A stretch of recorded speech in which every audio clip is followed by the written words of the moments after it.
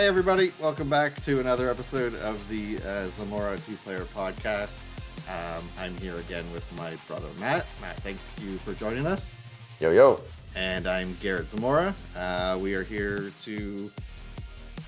I'm coming up for breath after playing Zelda nonstop for like 2 weeks.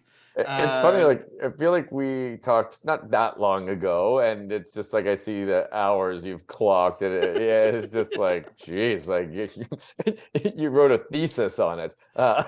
But anyway, okay, well, good to finally see you again after you come up for breath. So I checked just before we started. I was literally playing it when you pinged me that you were going to start recording, and I like lost track of time.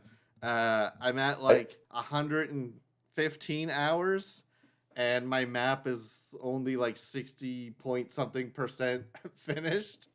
So I finished the story. I hope so. About like that was probably like 70 or 60 hours in or something. But yeah, 100% of the other one, so I'm probably gonna do it again. But we're gonna talk about Zelda in a little bit. But yeah, I just time for me to come up for air and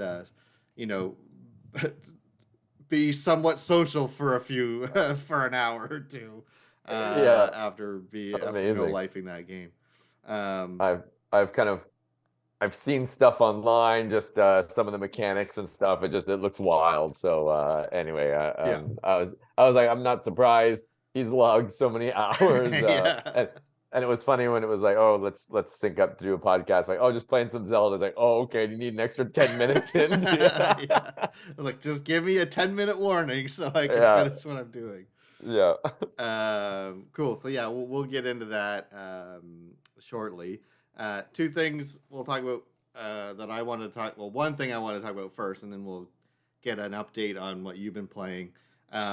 So I finished the my Final Fantasy Pixel Remaster, 6-part playthrough. All the platinums and everything.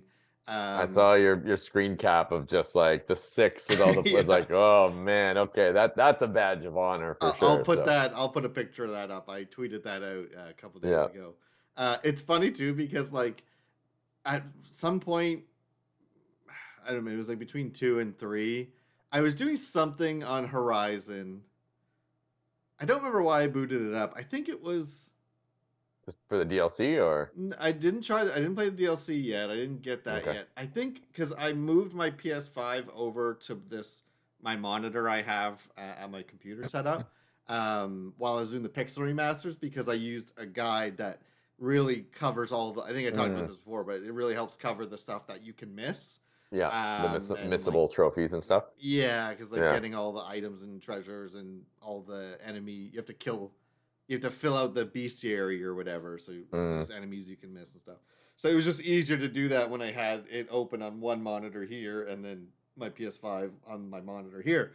And my monitor that I have, like I've upgraded these monitors like in the last year, and so just like because like my TV is only 1080p, whereas this monitor is like 1440, and so the PS5 can run games at 1440. So I did the thing where I'm like, oh, let me just like see how this game looks. Let me see how this game looks. Okay. That kind of thing. Horizon's pretty beautiful. So, right. So that was one of the first ones I loaded up. And I think I must have just been like right before turning in a quest that gave me a trophy. Like that was the end of a quest line. And I just like did that. But then when I looked at my trophy list, it was like Final Fantasy 1, Final Fantasy 2, Horizon, Final Fantasy 3. And I was like, oh, no. So it's like, okay, I can't play any other game until I finish any other on my PS5. Until I finish all 6. And then literally as soon as I finished 6, I booted up Horizon. And I think I was like one tall neck override away from that trophy. So I was like, let me just go get that last one. And then I got the trophy to bump it up. So So now they're all together. That's really funny. It's so dumb, but it bothered me. I was like, no, I want them all together. So anyway, so I finished that, got the platinums for that. Super fun. It actually made me really appreciate 4 and 5 a little more because there's actually stuff that I never did in those games, like just really obscure side quests or something that I just never ended up doing on my other playthroughs of those games. The those were good. The main thing I want to talk about was just Final Fantasy VI, and I feel. Oh, go ahead. I was gonna say I'd boot up my PlayStation and like I always check who's playing what, and I'd see like you Final Fantasy VI, like, oh man, like just like this weird like jealousy. Like I wish I was playing Final Fantasy VI, but anyway, or happy jealousy we'll call it. But I know what you mean. Yeah, I liked seeing that. Yeah. And I think just having spent time like while we've been doing this podcast this year, talking about 6 and how it's really deep diving into why it's like the genesis of like our obsession of this. It just made me like weirdly more like emotional playing it, and just like I'm looking at it almost in like a new light in some ways, and it just like made me appreciate it even more. And just like, my God, that version of that game is so good with the music update, and like we talked about the opera scene that they redid. And even I like looking at it through this time, going through it, I like was paying more attention, I guess, to like how much better the sprites are, because they are not just copy paste. They're actually like I feel like they're a little taller, and they actually have like more rows of pixels to draw more detail. It's funny too because it's like, man, instead of 32 pixels, there's 64 pixels. Right?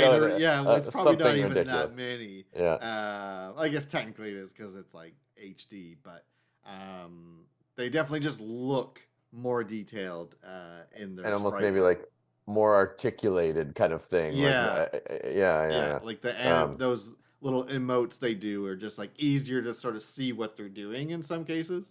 Like bigger like white eyes for a shocked look or something, or and it's like I just had this weird thought when I was playing it, because it looks more like, so Edgar has like that ponytail, and it looks more like his hair and a ponytail because it's just a little more detailed. I remember just thinking back in the day, it just looked like one of those like raccoon hats or whatever. And for the longest time, I thought that's like what he was wearing, even though the art clearly shows him with the ponytail. But it's just that sprite work was so burned into my brain that I just remember looking like, oh man, it actually looks like hair now. I just kind of like that sort of clicked that like I used to think that was like a I think that's what, I don't know if there's a name for those. Yeah, like a Davy Crockett hat. Yeah.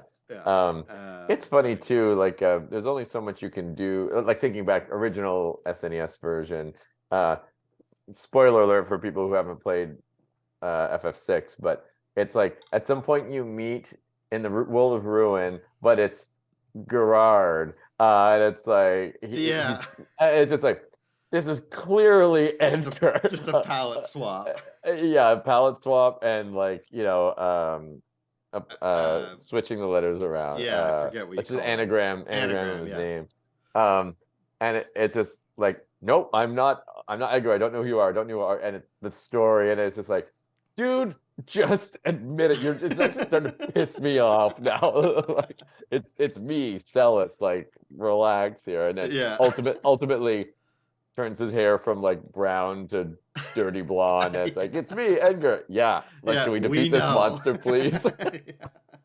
Worst reveal ever. But anyway, it's funny. And so the spell effects are all redone too. Oh man, that's the coolest part. From what I've seen, the trailer, that was like, oh wow. And I feel like I haven't played it, but from what you've described and shown me, like Octopath, of like, it's 2D, but completely out of place, very beautiful magic kind of attack kind of thing. Yeah. So just little touches like that. Man, it's just it. When you decide to pick up any of the Pixel Remasters, like at least get 6 and play it. Like, I think for us specifically, it hits so much harder, and like The final boss theme is redone. Like the whole Dancing Mad track Yeah. is like Oh fully man. redone, and oh my god, it's so good.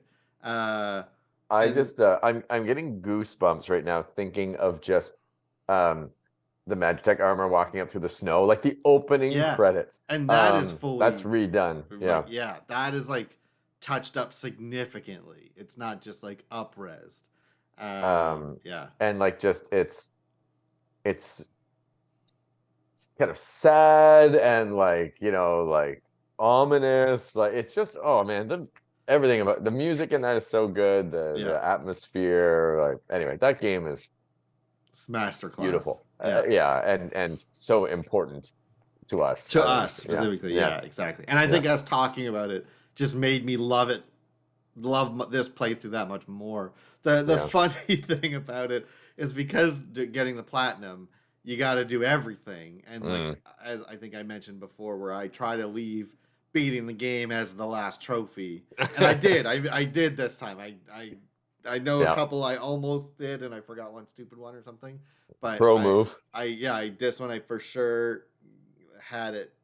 So like beating Kefka was the last trophy I needed, and so but because I did everything, Yeah. it was Oh, you so are so easy. easy. That So- that's the other side of that coin. yeah. Yeah, fair, fair. And it was like because I totally forgot this was even an item, but you got it as one part of I think one of the side quests I had to do for a trophy, where it makes every at the dual cast, and it makes every spell Oh. cost 1 MP. And so it was just like Terra, Morph, Ultima, Ultima, Ultima, Ultima. It's just so like the whole like last boss fight. It's just Yeah. like all of my characters learned Ultima because all the extra stuff I was doing. And Yeah, so yeah. it's just spamming Ultima the whole last boss. That was me going through Crisis Core. I'm just Yeah, like, I think yes. I might be overpowered. Yeah. Done. Yeah, Um, exactly. I But I remember, mean, the no regrets because I've played that game so many times, and yeah, I've done my like normal playthrough of it of like not overpowering myself, so it's yeah. still hard. Um, maybe the compromised version is like just make the platinum be a cool trophy and not like get every hat. Yes, Whatever. Yeah, yeah, yeah. it was very Oh, fair, honestly. mm, All of them for every like for example, like Strago, where he's like the blue mage of that game. You mhm. just got to learn 20 blue mage spells, not all of them. Okay. And Gao, it was like you got to learn 50 like rages or whatever Mm, from learning from like not learn all of them. Like it yeah, was yeah. a lot of that kind of stuff. That's fair. Um, five, I think you had to learn every blue mage spell, so that was just a little stressful, making sure you didn't miss any. But that's why I Mm, had that guide. It really yeah, told you yeah, like yeah. get this spell now because no one else, it's like you can't learn it after this point or something. Yep. Yep.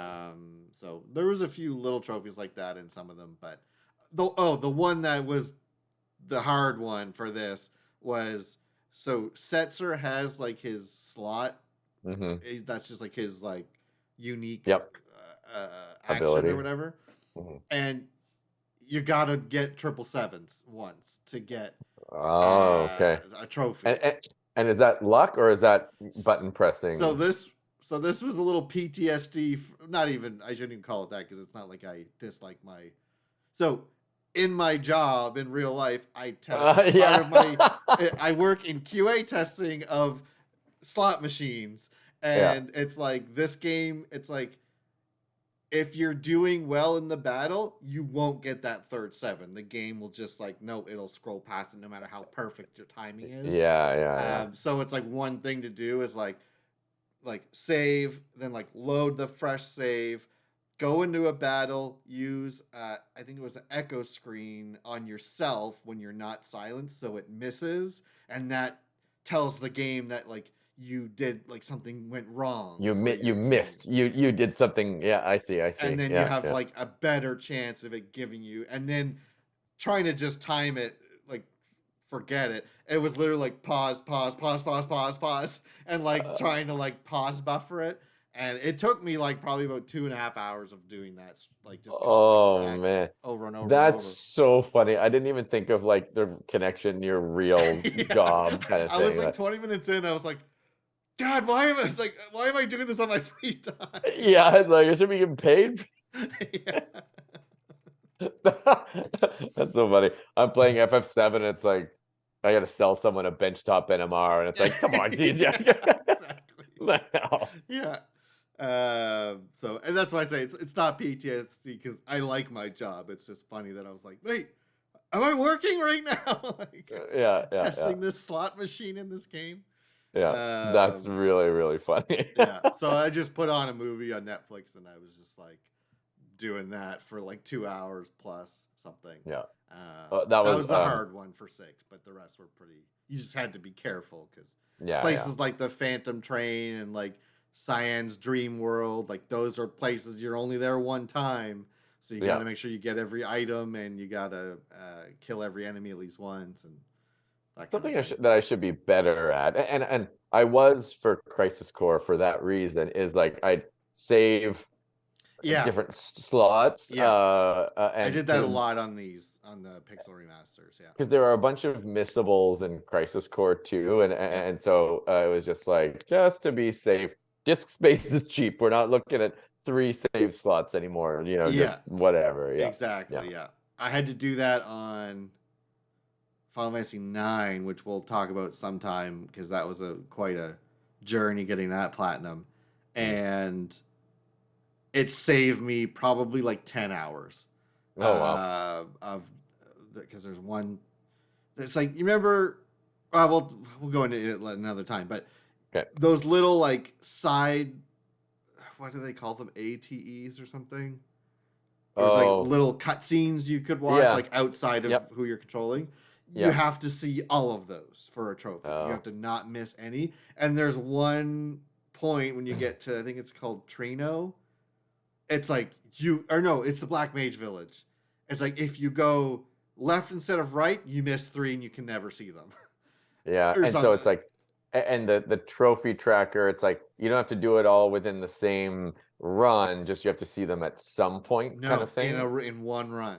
Oh, really? Yeah, okay. It's possible to do them all in one run, but it's like if I did that, I locked 2 of them out. So then anyway, and they were like, I was like much later in the game, but when I realized I missed, like that must have been the one I missed. So I had to save like right before, but then I had to like speed run my way back up to where I was. Back to there. But I just turned like the maximum damage and 4 times speed or whatever on, and so it saved me like a chunk of time by rotating saves. So I'm better at that now. I guess when I'm trophy hunting, that's when I'll kind of do it. But when you're just playing casually through, you don't care. Really need to worry about it. I did make one save before the opera scene, just so I can watch that if I want to, like in its full glory. That's a good point. For first time playing through FF7 Remake, I did a save right before like getting Aerith's stress. And I was like, I'm gonna want to watch this 1,000 times. So it's like I have a special, or like people would come over and like, oh, you gotta see this. You have to see this. I think I did that, and I did the honeybee like dancing sequence because that was so funny. Anyway, so Pixel Remastered for 6 is absolutely phenomenal. You got it at some point for sure. You may have convinced me for immediate playthrough. So it's just for us, especially more than anything. It's such a special game to us. And talking about it, I'm glad we've been talking about it on the podcast because it just made me like fall in love with it again. Like I couldn't stop playing it. God, it was anyway. So finished all those. Like I said, I'll have put a picture of it up on the podcast. Definitely, I saw that and I was like, oh yeah, just big smile on my face putting that picture up for sure. Felt very validating. So anyway, so that's one of the things I've been up to. So I don't know you've been doing some traveling and stuff, so I know you haven't had a ton of time. But what have you been sinking time into? Yeah, kind of a lot of travel for work, so I haven't had too much. But Yep. yeah, it was kind of funny. I've been, I'll admit, I've been slogging away at FF15, but it's just really not kind of grasping me. Sure. So I'm finding the combat really difficult. Yeah.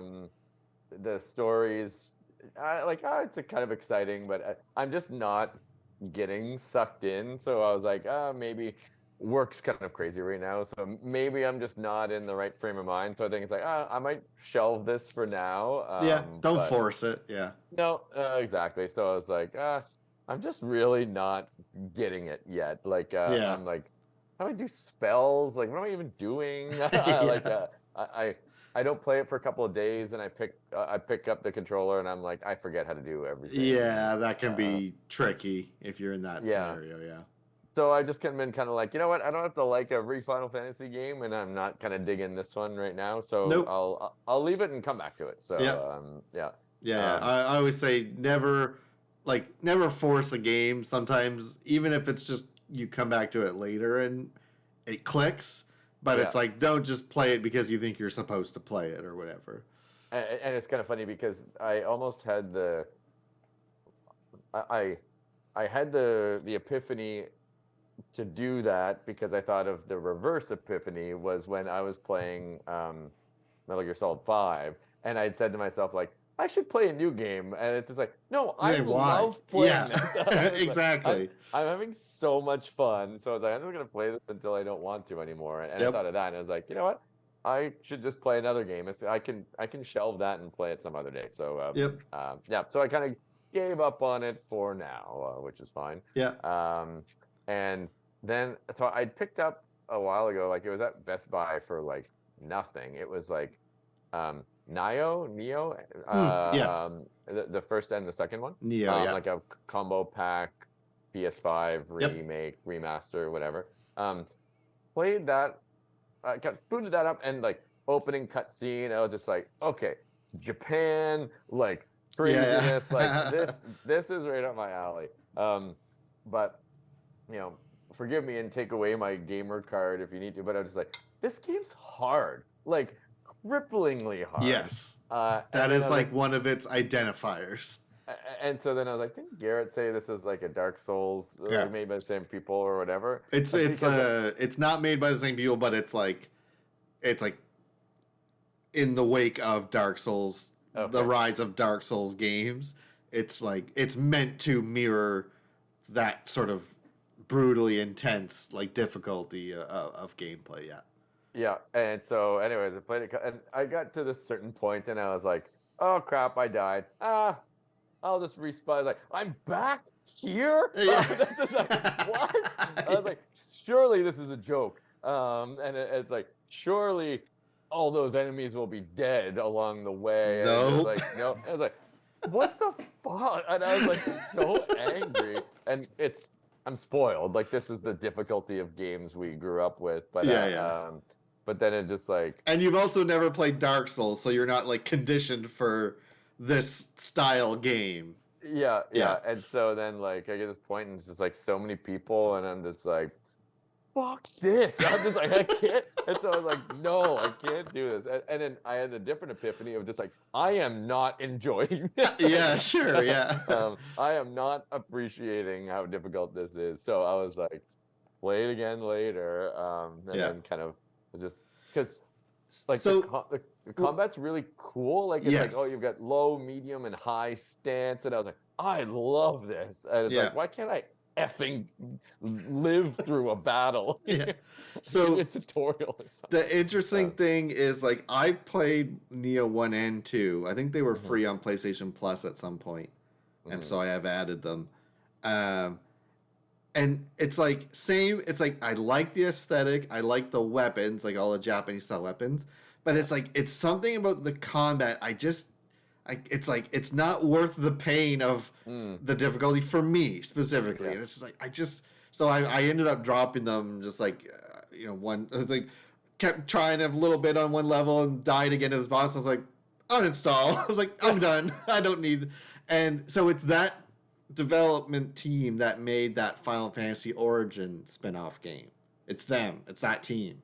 Oh, okay. The Paradise Yeah, or Stranger something. Paradise. Yeah. Yeah. And so Yeah. now that game is also very difficult. I don't think Mm. it's as difficult as Neo, but it's the same style where if you die, you're back to the last like save point or whatever, and all the enemies respawn. Yeah. But there's enough like Final Fantasy stuff in it that it's like I'm willing to like beat my head against the walls with some of these like tricky boss fights because I Yeah. love being a dragoon and you doing a jump attack, right? And it's like it's got enough of like it's all like Final Fantasy spells and job classes and you know being a black mage and like beating the shit out of this like wolf by like bashing its head in and like bursting it into flames is just like so much fun and like it's just like it's unique to other Final Fantasy, aesthetics that it was like worth the difficulty, like putting up the difficulty for me because it just had enough.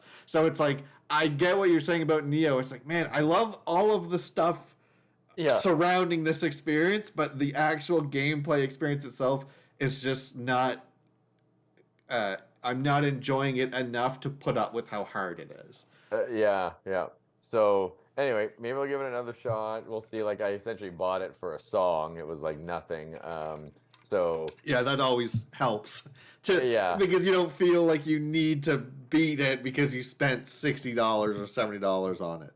Yeah. So anyways, but because I was gonna play God of War, and then and I was like, oh, surely this is like slightly discounted. It's been a while. It was like still like full price. So like, oh, screw that. I'll play something else. Sure. Yeah. And but and then what else is kind of on my radar? Oh, RE4, kind of that might be one. So it's kind of like I have some work travel and some conferences, so it's like I'll think of what my next one will be and pull the trigger on something when I get back. But yeah, it was just kind of like this is hard, like hard. Like, yeah. I'm not best gamer ever, but I'm also not no slouch here, and it's like I'm barely getting into anywhere here. So and it's if how would I put this? Neo came out after most people have been playing Dark Souls for like 6 or 7 years, and have just gotten like conditioned to like how those games need to be played.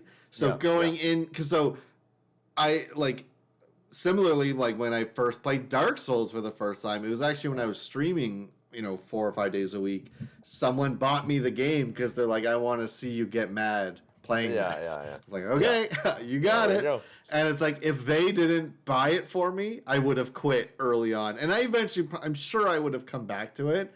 But it was so hard because it was my first game of that sort of genre. Like, it's almost like a genre now.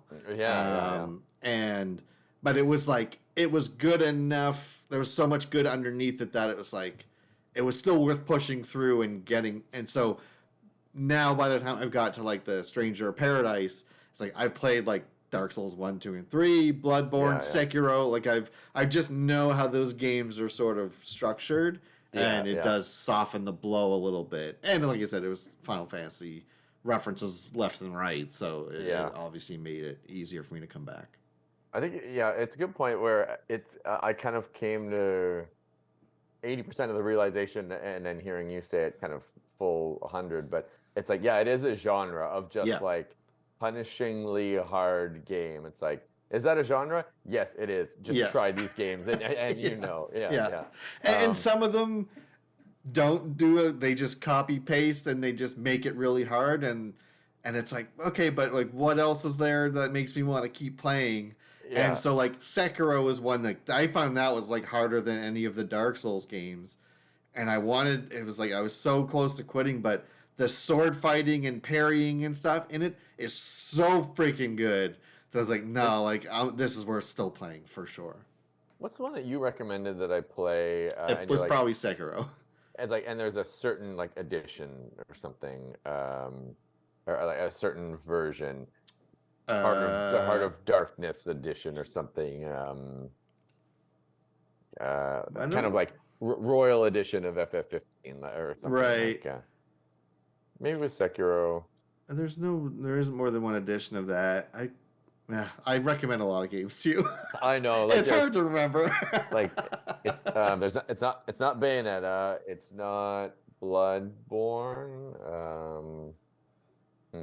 Anyway, yeah, can't remember, but maybe it's Sekiro. I think I downloaded it, but so I'll figure out a game. Yeah. I'm just killing time till FF7 Rebirth.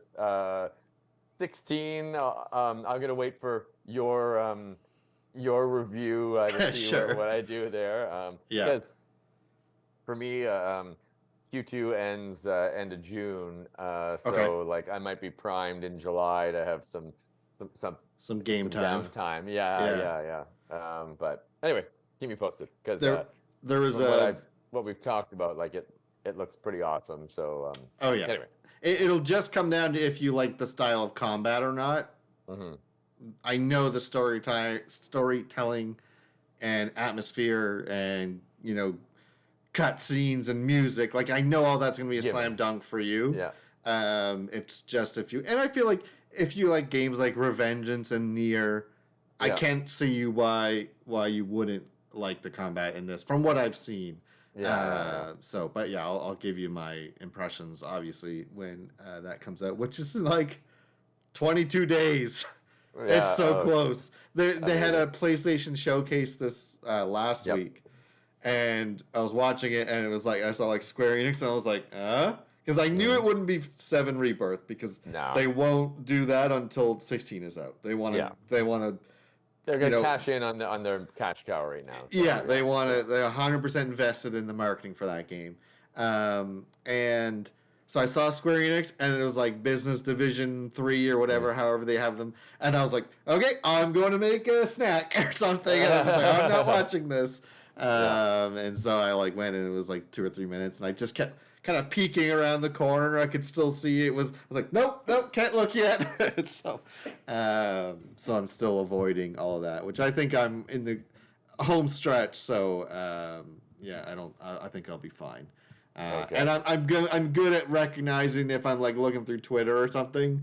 I'm good at recognizing it's something 16 related, and I'll so I'm good at just blasting right through it. Yeah, exactly. But so nothing major on the docket right now. With traveling, I've been watching. Some friends of mine recommended Attack on Titan, which is amazing. Oh wow! Watched it. Okay. Yeah. I have not all of it. I don't even remember how their seasons break down, but I feel like I watched 2 seasons. Oh, okay. It was a while ago, though. But I'm a couple episodes into season 2, and I'm just like, what is going on? This show is insane. Yeah. And what I remember, from what I saw to begin with, I was like, this looks kind of derpy. And then it was just like, no, this is intense all the time, 24/7. And it's always like Netflix, like skip intro. Nope, full intro every time. Anyway, my buddy Cam kind of mentioned it, and he was like, "This is like it's a life-changing show." Sure, it's definitely like an anime that people that don't watch anime can still enjoy. Yeah, it's like you don't have to like anime necessarily to enjoy that show. One of these days, I'll put it back on and watch. I'm also probably have just to rewatch it because it's been years since I've seen what up to where I've seen. So it's been like, I've got an 8-hour layover in an airport. Perfect for that kind of thing. Yes. Yeah. But, captive audience. But and like Japanese audio with English subtitles, sure, all the time, kind of thing. So that's why I can't watch a lot of anime in the setting I have, because I'm usually watching it as a second screen. And it's like, so if I do, I gotta watch it with English. And to be fair, the English cast for that show is actually very good because Matt Mercer is also one of the characters. No way. Oh, cool. So that is a high caliber English dub. Okay. But I generally will lean towards Japanese audio too. And this is why I don't watch a lot of anime while I'm playing games, because I'm not watching, so I can't read. Like I can't read along. So, but so anyways, that's been my that's my recap. Cool. Yeah, yeah. Cool. Yeah, let me know what next game you dive into once you said you got another like couple trips or something. Yeah, so I'd say June's a little bit of a write-off for me, Sure.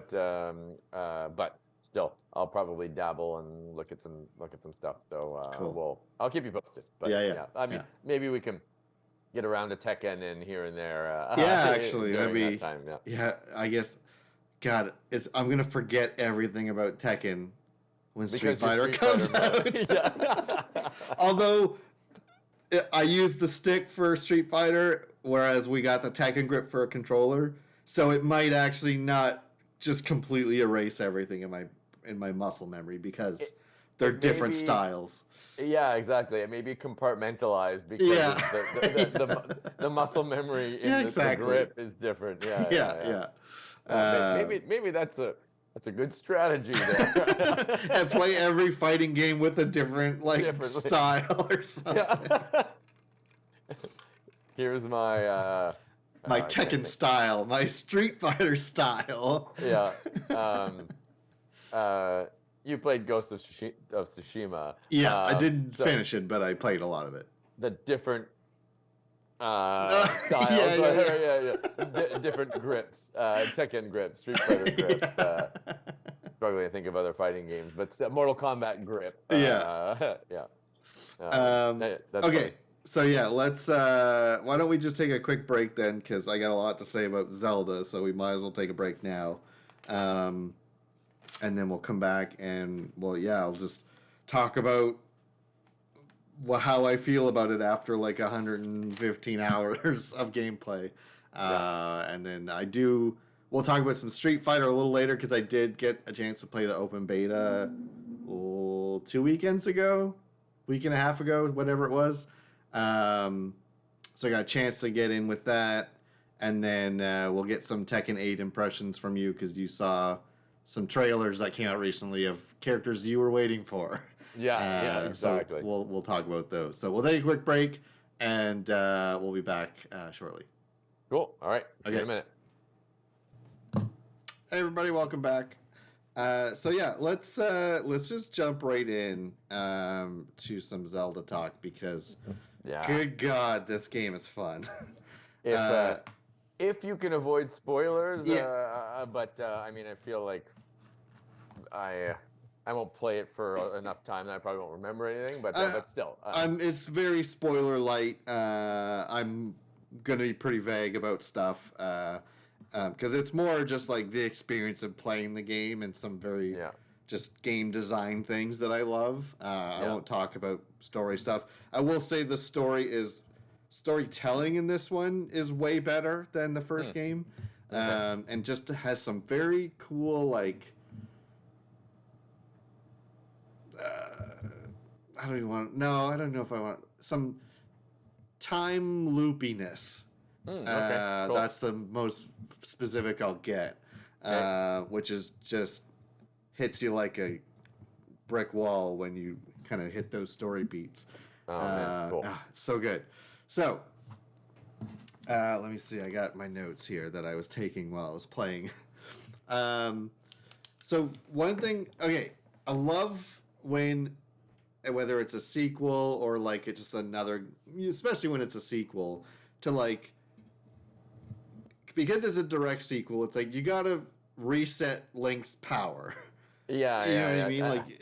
Or like you don't have to, but like how are you going to make it so you're not just full power at the beginning of the game or whatever? Some games can do it by just pretending levels don't exist and you just start over, kind of thing. That's fine. And that honestly is what I think 7 Rebirth is going to do. I was literally going to say like 7 Rebirth. How's that going to be? And just I feel like just you're level 1. Let's just start a new game. Because I think of like FF13 and 13-2, I guess you're different characters, but it's like just start at base level again for the sequel. Who cares? Yeah. Anyway, Yeah. we're not talking about Final Fantasy for now. Yeah.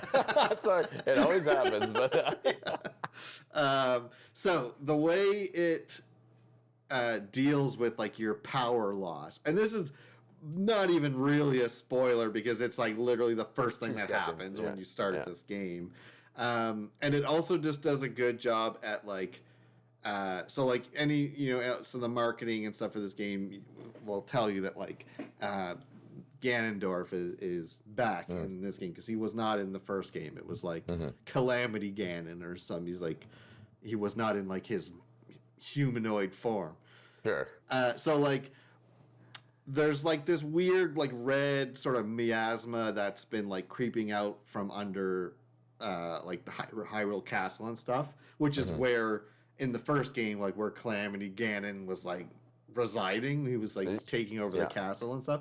So anyway, so there's this weird red mist stuff that's going around that they're investigating, and the opening is like you going down under the castle with Zelda, and you find this like mummified corpse of which you find out to be Ganondorf, and it's like he immediately like he's just like all that stuff is happening because he's like reawakening or whatever, and he immediately like wakes when you get there, and it's like he just like shoots this weird red stuff, sludgy stuff at you, and Link kind of goes in front with like because you have the Master Sword because you had it in Breath of the Wild, and he tries, and it just like consumes the Master Sword down to like a nub.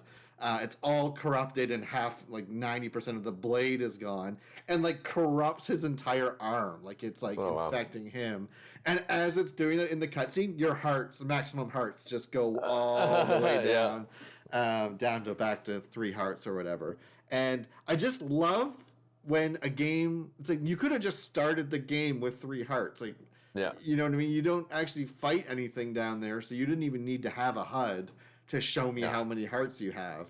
You could have just that could have just been a cutscene, and we expect that we're starting back to 0 essentially. But I just love when they integrate that into the narrative a little bit, and it also does a really good job at like how powerful this like version of Ganondorf is, because he literally just destroyed the Master Sword, and he's not even like conscious. Barely, right? So just a good at like establishing like how threatening this version of him is. We talked about this when we were talking about Final Fantasy IV, and it was like I love it when the game uses the rules and mechanics of the universe of that universe. Yeah. And like works within those rules, basically. Exactly. Cutscenes are not immune to these rules and are a storytelling mechanism in a way. Yeah. So I love when stuff like that is done in a really cool way. It's like a bad example is like I always think of like Metroid Prime. I was just about to say you have all of those abilities. You get knocked into the wall and your shoulders are gone, and it's like, what? It's like, whatever. Is it? Whatever. Hey, listen, stuff breaks. We get. Still a phenomenal game, but I'll just ignore that weird part. Disabling your power-ups. There's some game that I'm thinking of where it's kind of like you're super powered, and then like I don't know, some alien whatever kind of like blob thing just rips all your powers out of you, and it's like, oh, guess it stole all my stuff. But so that happens at the end of Metroid Prime. Oh yeah, maybe. Yeah, that's probably. You have like the Phazon suit and like the Metroid Prime blob, like attacks you, and like when he retracts, you're back in your gravity suit. That's what I'm thinking absorbs. of. Yeah. So and it's just also like Metroid Prime. So it's like, I guess. It's almost like that's not done at the beginning of the next game. It's done at the end of the current game. Exactly.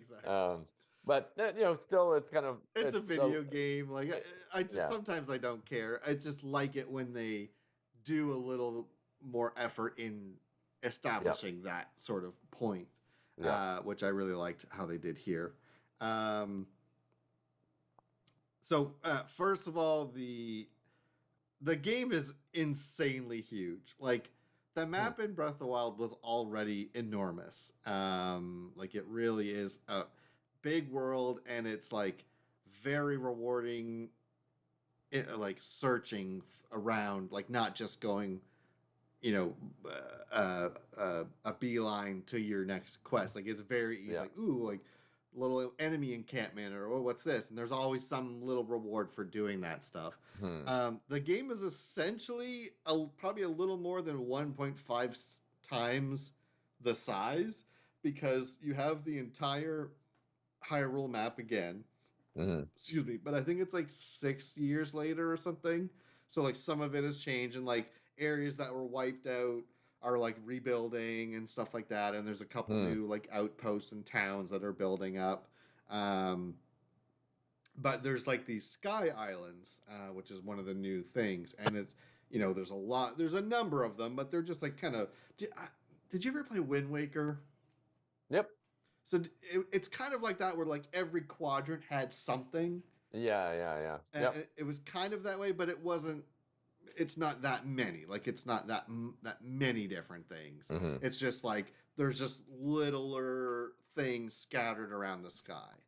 Some bigger ones and things like that. And there's even some of the like temples that partially take place up in the sky, Cool. and stuff like that. But then there's like on the main Hyrule like field, there's now caves, which like before there'd be like a little outcropping or whatever, but now it's like a cave system that you find the entrance, and you're going and you're just like it's like a bunch of like bombable walls, and it's like this very intricate. It's like holy shit, there's a lot, and there's like usually sometimes a mini boss down there with some good Yeah. Yeah. items Yeah. and stuff. And then there's like wells that sometimes you see, and you can go down, and sometimes they'll have a cave system underneath. So there's like that layer, and then there's an entire like it's called the depths, and it's like this underground where this like that red mist stuff is like Mm. being generated, or where it's Mm. coming up from or whatever.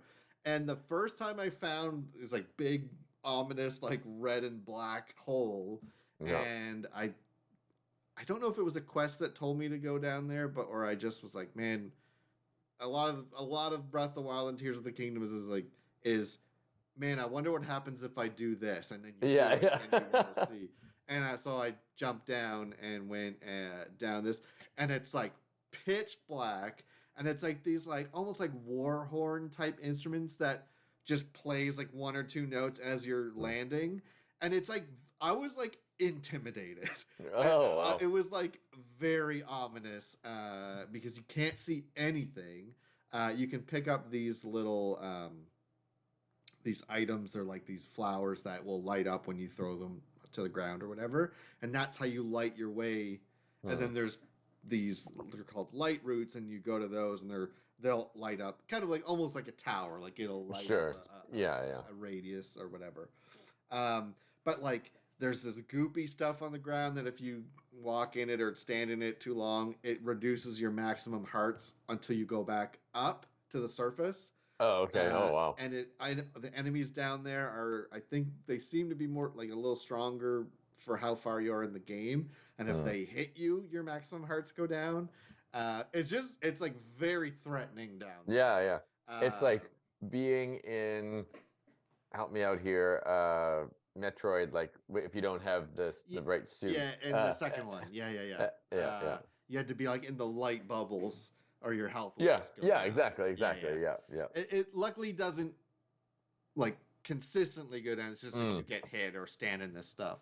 You're just Um, very vulnerable, maybe. yeah, Yeah. yeah. Yeah. And so, and it's like not the entire map, because like obviously there's like structural things that take up a large quantity of that map, because it's not just an entire second map, but it's probably like a good like 60% accessible of the Hyrule map, and then Yeah. you have the cave system on that map and the sky. Oh, It's wow. crazy how big this Uh, game is. Jesus. And the sense of scale, man, when you're like either up in the sky islands, like you can see the whole map. like you obviously can't see an enemy No. way over on that side, but it's like you can see so far, and like it just creates such a impressive scale. And when you're up on a sky island and you just run off and dive down because you have a little paraglider, so you Mm, can survive like any yeah. jumping height because you just pull out your glider. No loading. You just jump off and you're skydiving. You can hit a button to like kind of go, like bullet, Yeah, like yeah. straight Nosedive. down a lot faster. But yeah, Yeah. no loading whatsoever in that. Same when you go down to the depths, it's just a really long fall and no loading screen. Um, yeah, it is massive, and it's so fun exploring the sky islands because there's like a sense of danger when you're just trying to like get between the little islands because it's this huge fall. It's like you won't die but it's like almost like you're just worried about losing. Oh, I got to get back up there if I fall. Yeah, yeah, It yeah. just has a grander feel to it because you're way up like above the clouds. Man, I just got to get a Switch. Because I've not played Mario Odyssey. Mm. I don't know anything about it, and I know it's just like anyway, that all these Zelda games, like there's just that's a treasure trove that I don't know anything about. I don't know anything about any of those games. I haven't watched any speed runs or Yeah. anything like um yeah, but When I know when eventually they'll release a like upgraded version, all the current Switches will probably get marked down, yeah. in price. But I don't think they still haven't. I don't think that's still happening until 2024 at least. Like, but I mean, they're not a huge investment or anything like that. yeah, It's mostly about self-control. sure. If I have a Switch, it's just like that's uh a game over. That's true for me. Like the amount of traveling that I do, if I had a Switch to kind of bring with me, it's like I get so much work done on the plane. Oh If that yeah, turns into Switch mode, it's like, oh God. yeah. It's really good for traveling, but what are you replacing by doing it? Yeah, Yeah. to keep being gainfully employed, I may need to be careful there. Uh, Yeah, so anyway, yeah. So just the scale of it is just impressive. Like it is yeah, fun to just sit and like, because then what you do is like you can look through your little, it's like a tablet basically, yeah. and you can like you see something in the distance, you can ping it, and it'll show up on your mini map regardless of distance. So you always know what direction that ping that you Okay. did is in. So you're like up on a sky map and like, oh, this meteorite fell down and it's big shiny thing. I'll ping that and I'll work my way over there. Yeah, yeah, yeah. um, And get distracted along the way. yeah, yeah, Yeah, exactly. yeah. Um, One thing that it does that I love, some of the quests that you do, little side quests, the quest design is really fun sometimes. So there was this one quest I won't forget it of all the other quests in this game. This one is gonna stick with me for just being so smart. So some of the abilities you get in this game, there's it's called like Ultra Hand, which is just like you can move almost any movable object you can pick up Mhm. and move around, and like fuse together with other things and whatever.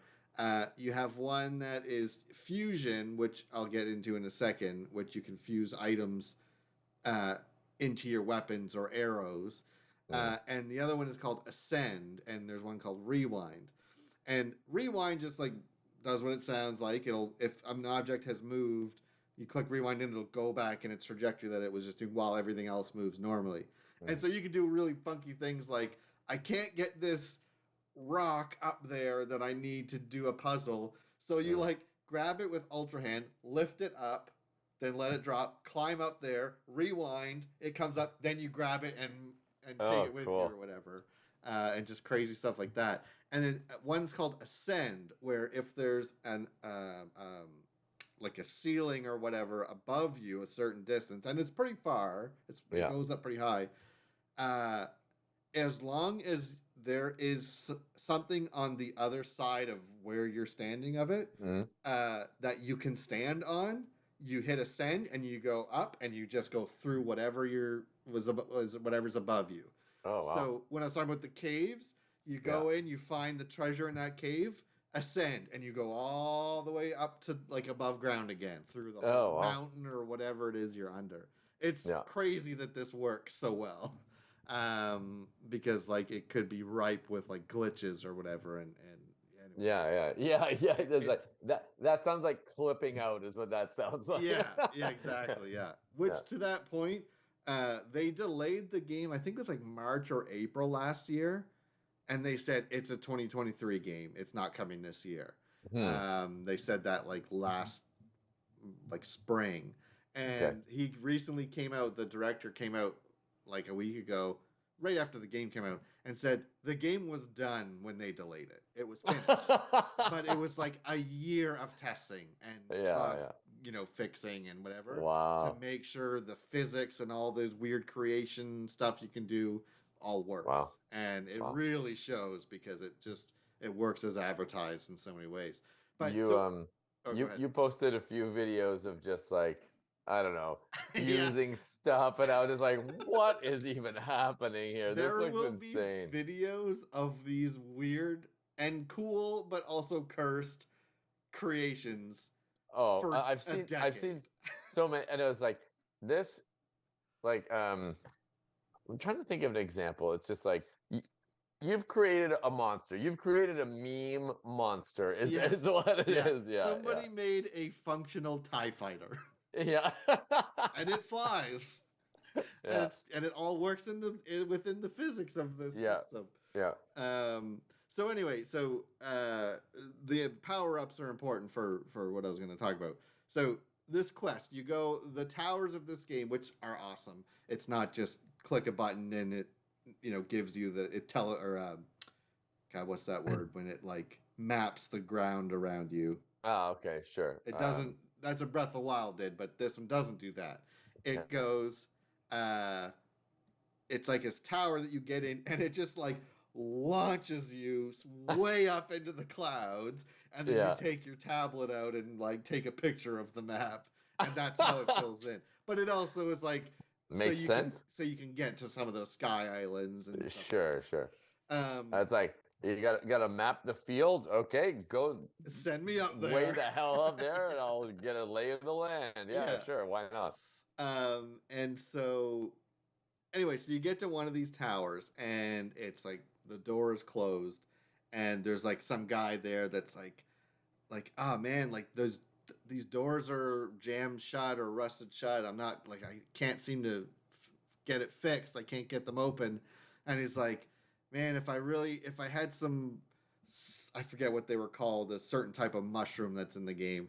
It's like if I just had some whatever mushrooms, I could cook those up and I like I'm too tired. I can't work on Yeah. it anymore. I need some food or something. And it even like highlighted like whatever the mushroom names were. And then you talk to him again. It's like I think there's some in that cave over there.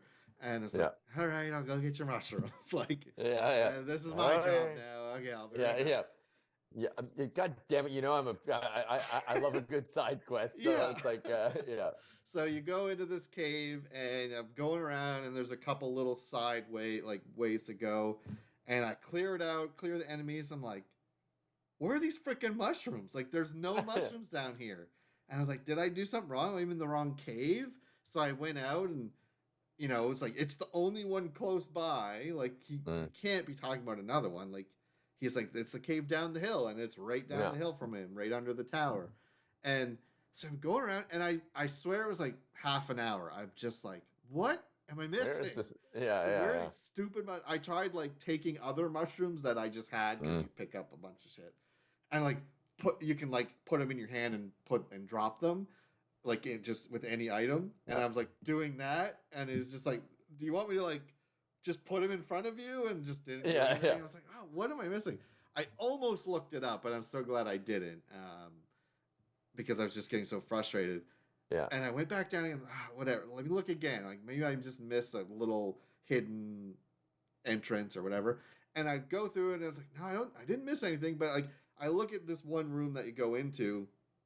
It's very small and it's just got like a really low ceiling, and I'm Yeah. just like, okay, because like the rest of the cave was like pretty tall. So I Yeah. went to that low ceiling, ascend. I go up. I'm in the tower, and there's just like a some stick that like it like structurally like broke, and it's holding the door shut. And I was like, move that, open the door. It's like, oh, you fixed it. It's Yeah. like that. The quest was not about getting the mushrooms at all. It was just getting you in that cave so you could eventually figure out you could just get in the tower that way. Oh, And okay. he reacts Gotcha. like, "Oh Gotcha. my god, you fixed it! How'd you do that?" or whatever. Awesome. And I just love that. Like it's because like the obviously the easy version is go get me this item. It's over there. Okay, I'll be right Hmm. back. Here's your item.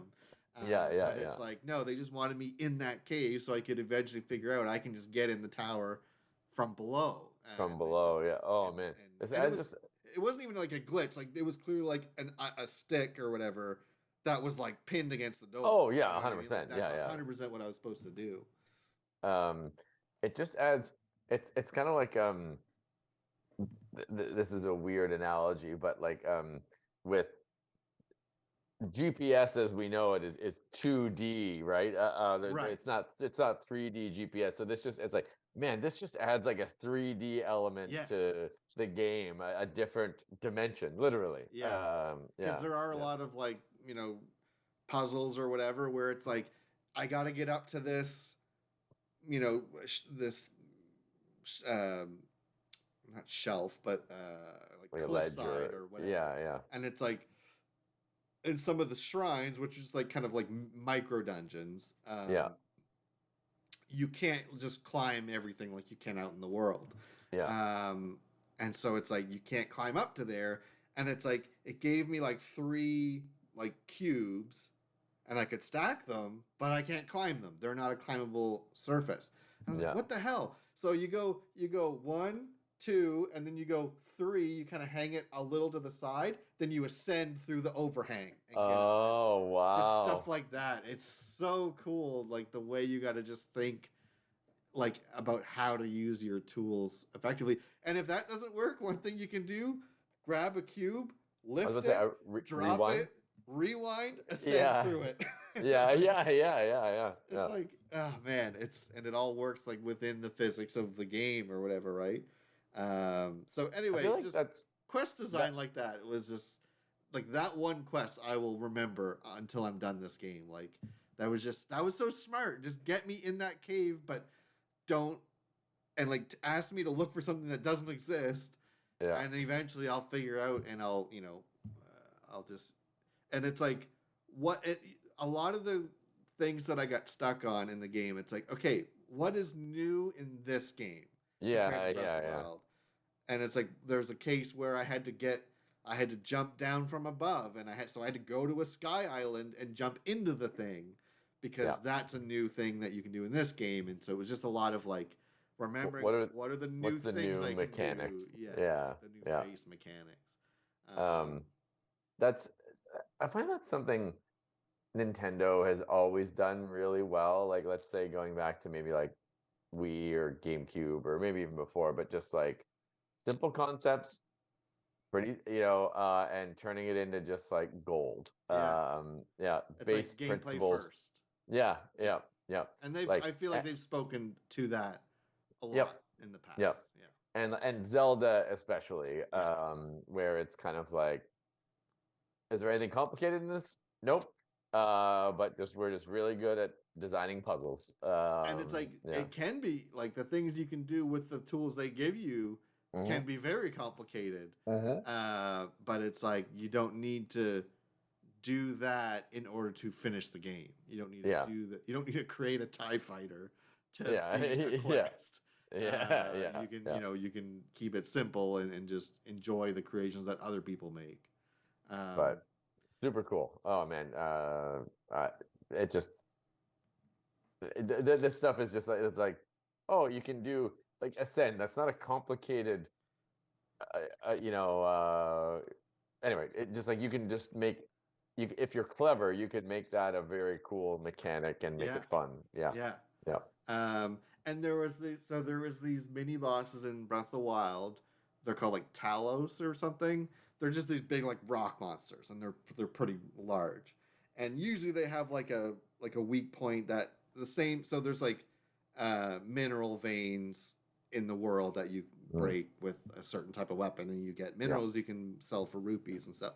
And that's like their weak point is usually on their back or on their head or something. So normally it would be like shoot it with an arrow, that'll knock it down, get it on its back, and hit the weak point, and then repeat. Yeah. The ones in this game have like these like boarded up like platforms attached to them, and enemies like little mini like enemy bases on the top of them, and so it's just like an upgraded, I was like, and the weak point is up there above all the platforms, and I was like, I could hit it from a distance, knock it over, but I can't climb because those things are in the way. And it took Yeah. me a little while when I ran to my first one. I was like, wait a second, shoot it, get it down, ascend up into the little platforms, and then Yeah. oh my god, that's so. And there's probably another way to do it, but that's just the way Yep. that I found, right? And Yeah. then every time I ran into that boss, that's like what I did. Um, a couple things with, so I said fusion was a thing you can do. So this was really cool too. Again, working within like sort of the story of the game, or the rules of the game, all that like miasma stuff that came out. It's Mm. like the story is like it's corrupting all their arms, like all their Mm. weapons. So you get these weapons that in the original game were very like, they were like the Royal Claymore, Royal Mm. Broadsword, whatever. That was like the higher tier Mm-hmm. weapons that you could find. Um, you find them now, and they're all rotted and decayed and stuff, and so they're very low attack power on their own. Mm. So you use fusion to take like monster parts, so like a horn off of an enemy, you Mm. fuse that to your sword, and then that gives you the attack power. And so Oh, the wow. more like stronger enemies you fight, the better things they drop, and some of them will make like a makeshift hammer, some of them will be like a makeshift sword or like spear, like poking sort of weapon. And like, so it's just like, I love that narrative reason why everyone's weapons suck now. So now you Yeah. can Yeah. use Yeah. this fusion thing, and then the fusion, you can do some weird shit where it's like, um, so there's these like little makeshift like carts that are like flat and four small wheels, and they're Mm-hmm. used to make, like put a fan on the back of it, and then like that'll give you like a little go-kart kind of thing if you need to transport something, or for a quest, or just go faster. Yeah. You put that on the ground, fuse it to your shield, you got a skateboard. Yeah. And No, you I like literally shield surf, and you're on a skateboard. and this is where like Nintendo's drunk with power. Yeah. Like I've just seen so many memes of just, and it's just like, how, like, what am I trying to say? Like they've designed something that has infinite possibilities Yes. and somehow is maintained, it's contained. Yeah. Like And it's just to me, crazy. that's the 1 year of polish. Yeah, no, That's exactly. exactly what that translates to, if you ask me, is to Yeah, make yeah. sure that none of this ruins everything, and it's not necessary, but let your creativity just fly with this stuff. Like Um, a year from now, someone's gonna be like, "Hey, I found this rando fusion thing that you can do," and it's just like, how did this not just like soft lock the game? yeah. And it's because the ones and zeros, whatever, kind of Yep. It like all have a. works within the system they created or whatever, right? It's like, um, this world has physics, and it's like I bet you there's probably some things that people will do where the game devs will be like, oh, that's interesting, I never thought people would do that, but Oh, thankfully blah blah guaranteed. blah didn't it can't destroy the game because of the whatever matrix. Yeah, Whatever. I think there was like 2 or 3 glitches that were found, but they were patched out like immediately, of just things that just broke it a little bit. But it's like, Yeah. it didn't break the game. It's like, oh, Ah, okay, they didn't patch. foresee that. But It's like it's not like you can do it by accident. So it's like that kind of stuff doesn't bother me as long as it doesn't interrupt my gameplay. I don't really Yeah. care. Someone's purposefully tried to clip through a wall Exactly. yeah. Exactly. Yeah. Yeah. Yeah. Um, and so like, and then there's things like, uh, there's like eyeballs you get from the bat. If you fuse it to an arrow, it's a homing arrow. It'll just seek out the closest enemy, or Yeah. bomb arrows obviously are there. This is Nintendo 101 of just like, okay, everyone, get high and just like no just throw everything you can think of at the no board. wrong answers here. Yeah. Like uh, A and B equals C. Give me options here. you know, There's like and these cannons that will just like periodically charge up and shoot, and then there's an item that will like track an enemy when you activate it. So you put the cannon on top of that thing, and it'll like see it'll if there's an enemy close, it'll home in on it and it'll start firing the cannon. And then you put that cannon on your shield. You hold your shield up, it'll just start firing cannonballs. like just It's like crazy. that's crazy, and that's again, it's like design a loose physics environment Yeah. and try to think of ways that this might destroy the game, whatever, but and patch or not and design limitations, but Yeah. let people get creative and be weird. Yeah. And Oh god. And like the best part is like there I will have videos of these crazy things that people have made until the next Zelda game is out. Yeah. Oh, Guaranteed. totally. Yeah. Anyway, so yeah, just the creativity with that stuff is just so much fun. What else was I gonna say? Before you do, Yeah. something. Oh. It's kind of like how far we've come, because like to tie back to FF6 for a second, I remember um talking about like accessories and just being like super overpowered. I remember like discovering it's like if you got two accessory slots, and if you equip Genji the Glove and Offering. Genji Glove and Offering, it's like, man, that's attack with each hand and then attack 4 times. That's 8 hits. It's like, Yeah. this is insane. Like this is like I've discovered the lost city of Atlantis here. Like Yeah. I know what I'm doing. Because you Or read the then descriptions of them, it's like, okay, if I do that, but I do that, is it going to do what I surely think it's going to do? surely this won't. Yeah. And it's like, oh my god. It's Yeah. like so like, and that's like one example.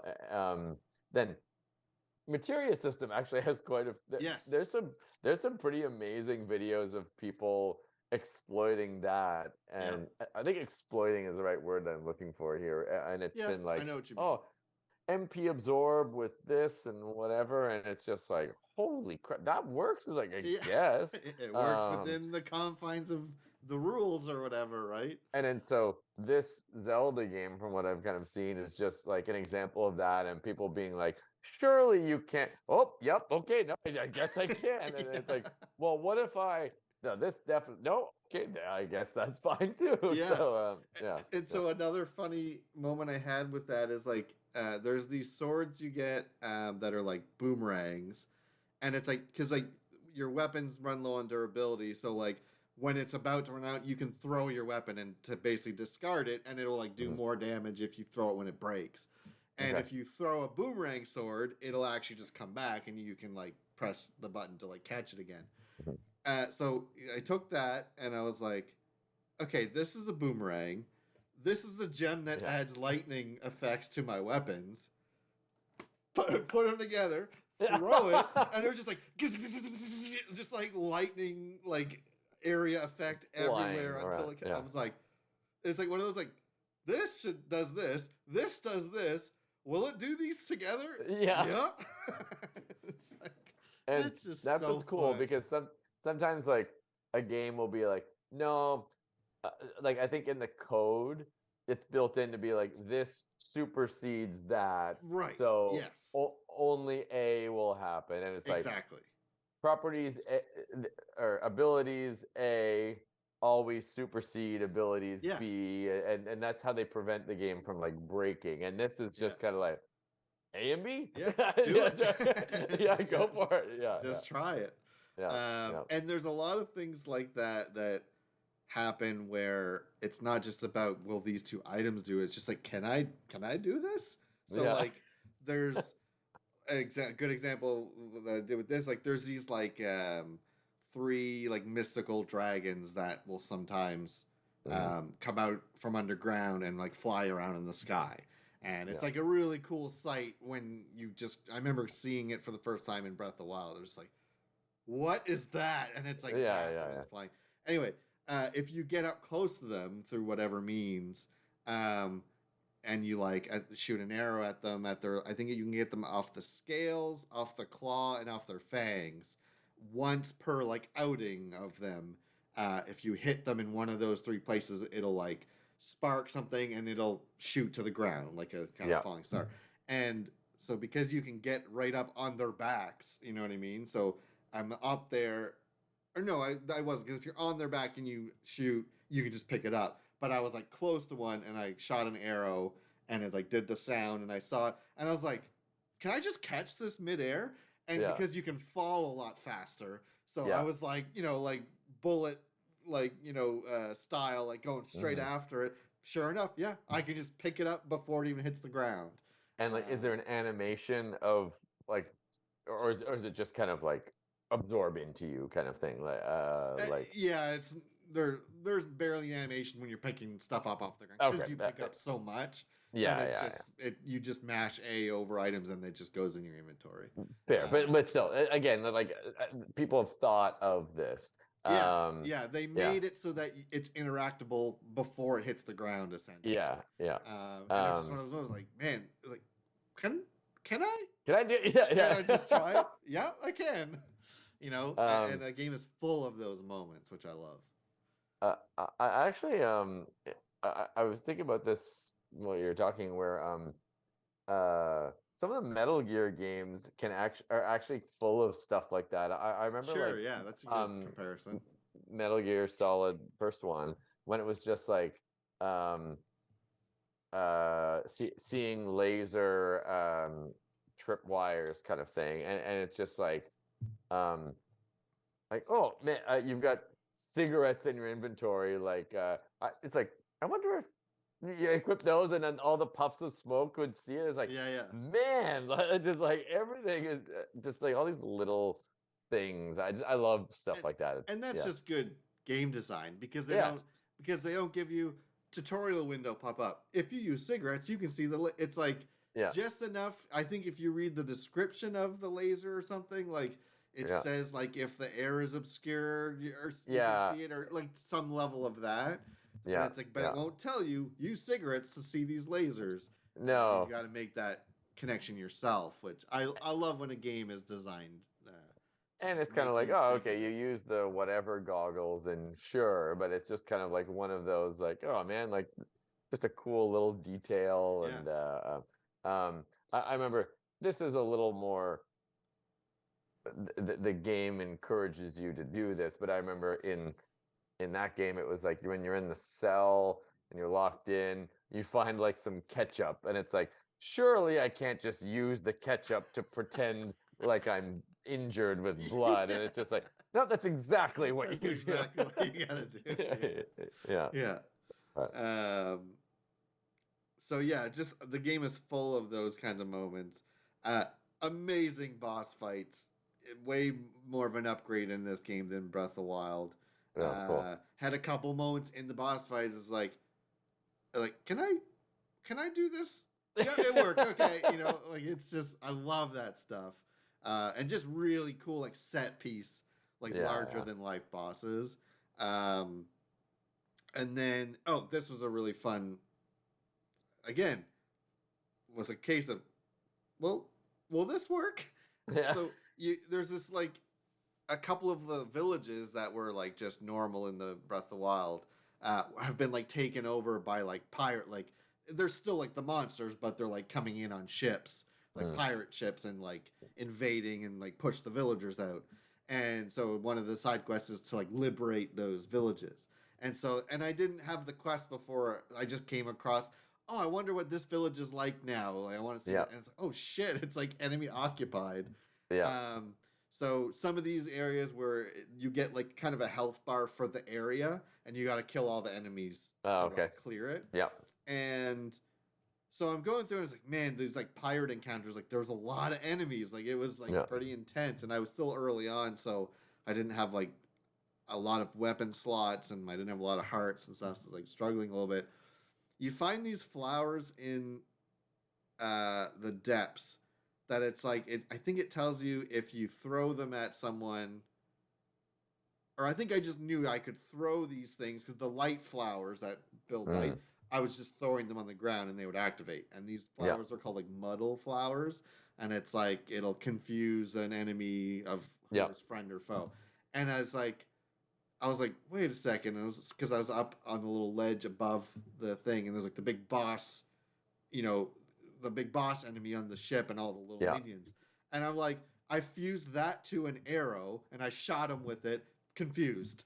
And it just starts beating the shit out of everyone, knocking them off the ship and stuff.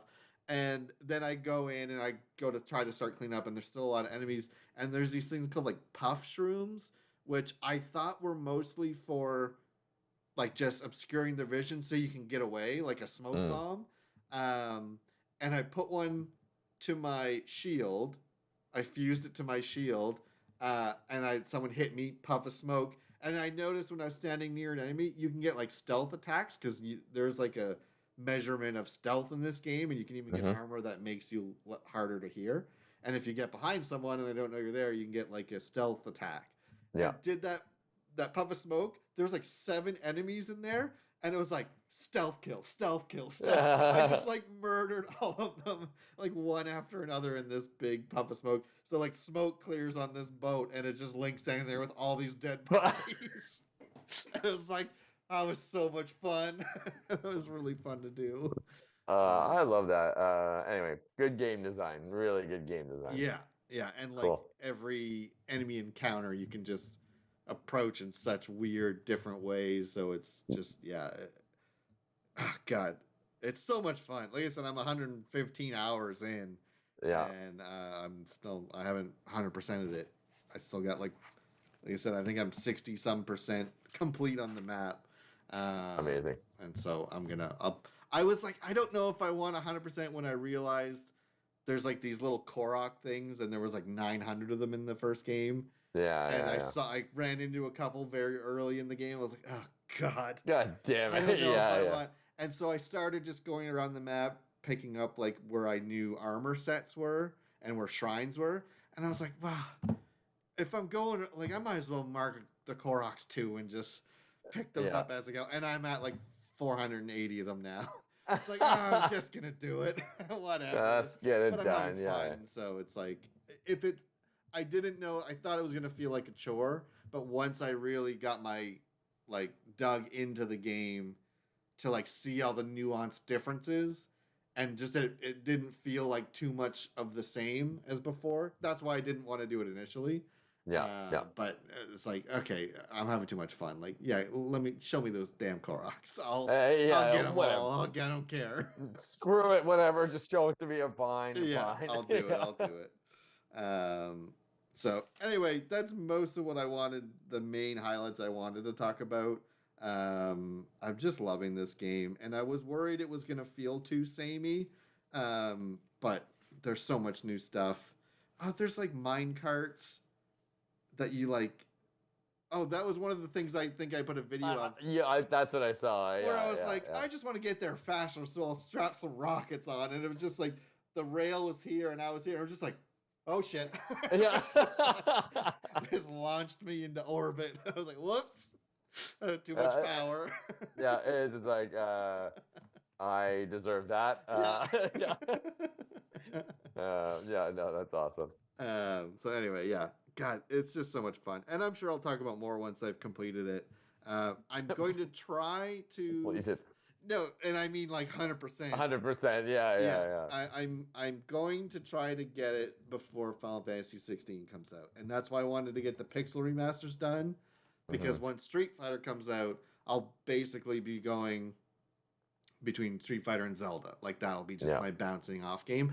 The new patch for Final Fantasy 14 came out last week. I've gotten most of what I want done out of it, so I don't need to like grind it a lot of the new content. I've finished most of it that I wanted to, so I can kind of just play that very casually while I got Zelda and Street Fighter go back and forth. So I'm gonna try really hard to get it 100%ed before FF16 comes out, because then everything's getting tabled for a couple weeks probably. Yeah. Over that. Cool. Awesome. Yeah. Okay, so let's take a short break. Did you have anything you wanted to say or ask about Zelda? I know it was just no. I've kind of poked where I wanted to, okay. And just anyway, I need to not get to buy a Switch is what is the problem here. So, Gotcha. Anyway, Cool. you're making it harder to do that. But anyway, let me get through conference. Let me get through conference season and Q2, and then maybe I can cave. But Sure. I can't cave in June. June's too important. But, yeah, for sure. You can just live vicariously through me for now about which is what I've done. So okay, perfect. Okay, we'll take a super quick break, and then we'll finish up with some Street Fighter and some Tekken discussion. Sounds good. See you in a minute. Okay. Hey everybody, welcome back. Now that I got that Zelda dump out of my system, I reiterate once again, this is why I wanted to do this podcast, is because no one at work will hear any of this. Yeah. No one has the time or interest to hear me talk about Zelda for 45 minutes straight. So yeah, I get as much out of doing this as anybody does out of listening to it. And it's mostly for me.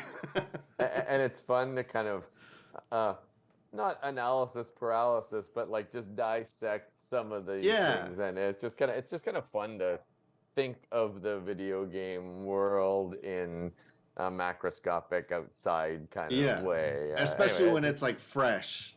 Like it's in the current zeitgeist of gaming. Because there's just so much to consume about it that it's just fun to talk about.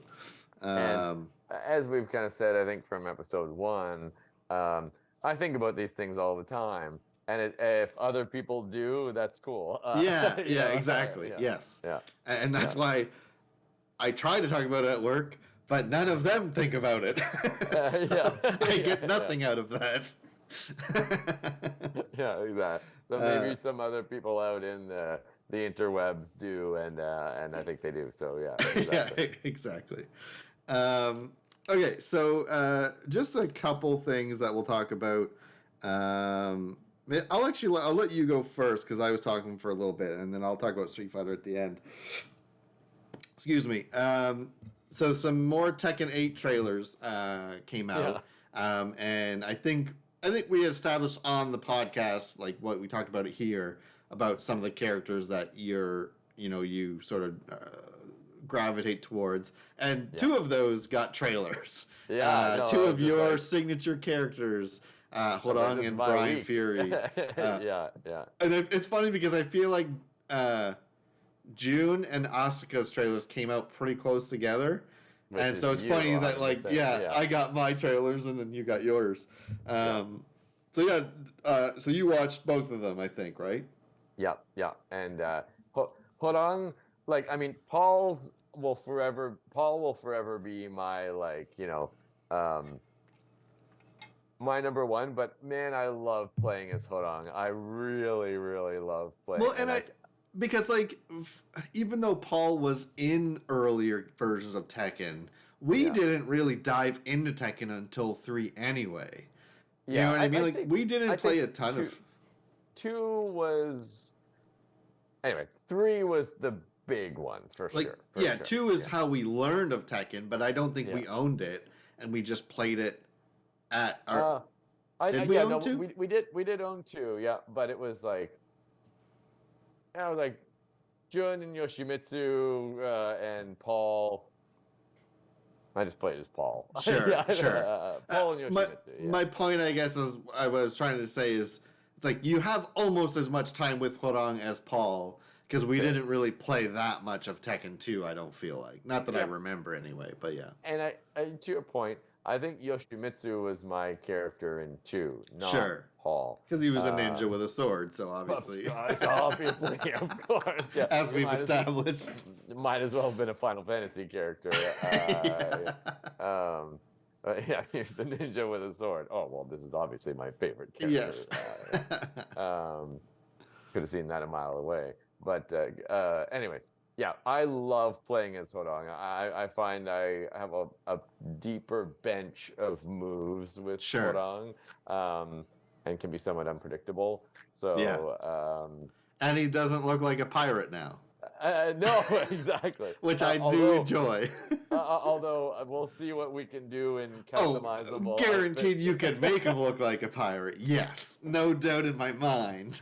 But I do like his sort of back to basics design that he has. He looks great.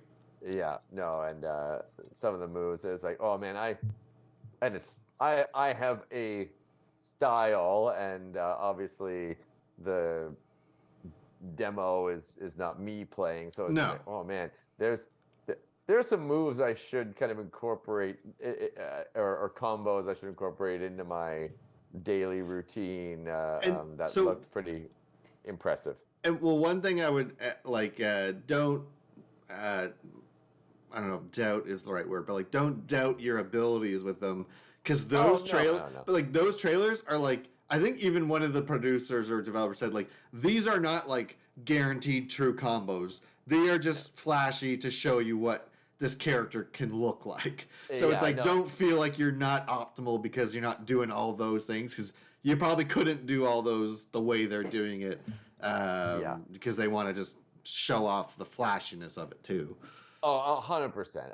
But it's more like, oh crap, I'm terrible with Hwoarang. It's just like, ooh, I like that like little punch kick combo. I should micro optimize my my whatever with this and that whatever. So no, I really like what I saw there.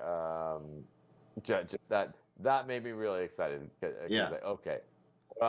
He's one of your comfort picks for sure. Yeah. Oh, for sure.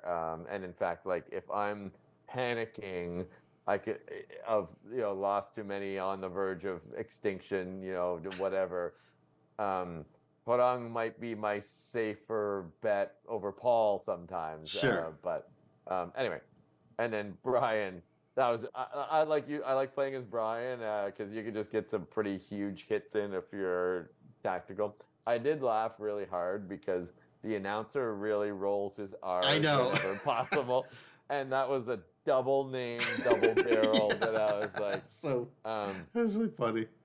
If I talked about this the last time, just stop me. But like, do you remember on random Community when Troy is like he's recruited into the air conditioning repair school, and they do like the battle. And the announcer is just like, the rules of the game is there are no rules. And it's like, Jesus, Brian, like just or Rick or whatever. It's like, are you on coke? Like seriously, calm down.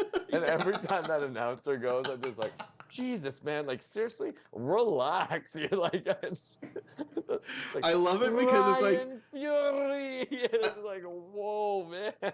And it's like you're coming in at 11. And I love that it's like he made a choice on the first read that he did, and he's like, okay, I'm going all in on this thing. And I was like, do your thing, man. At least it's consistent, right? Yeah. He goes hard on those names. Yep. It's like, man, you are coming in hot at 11. Give me a minute to like warm up here. Anyway, so that was funny. But then it was like classic Brian, just Yeah, a lot of familiar moves that I saw that I remember you using on me.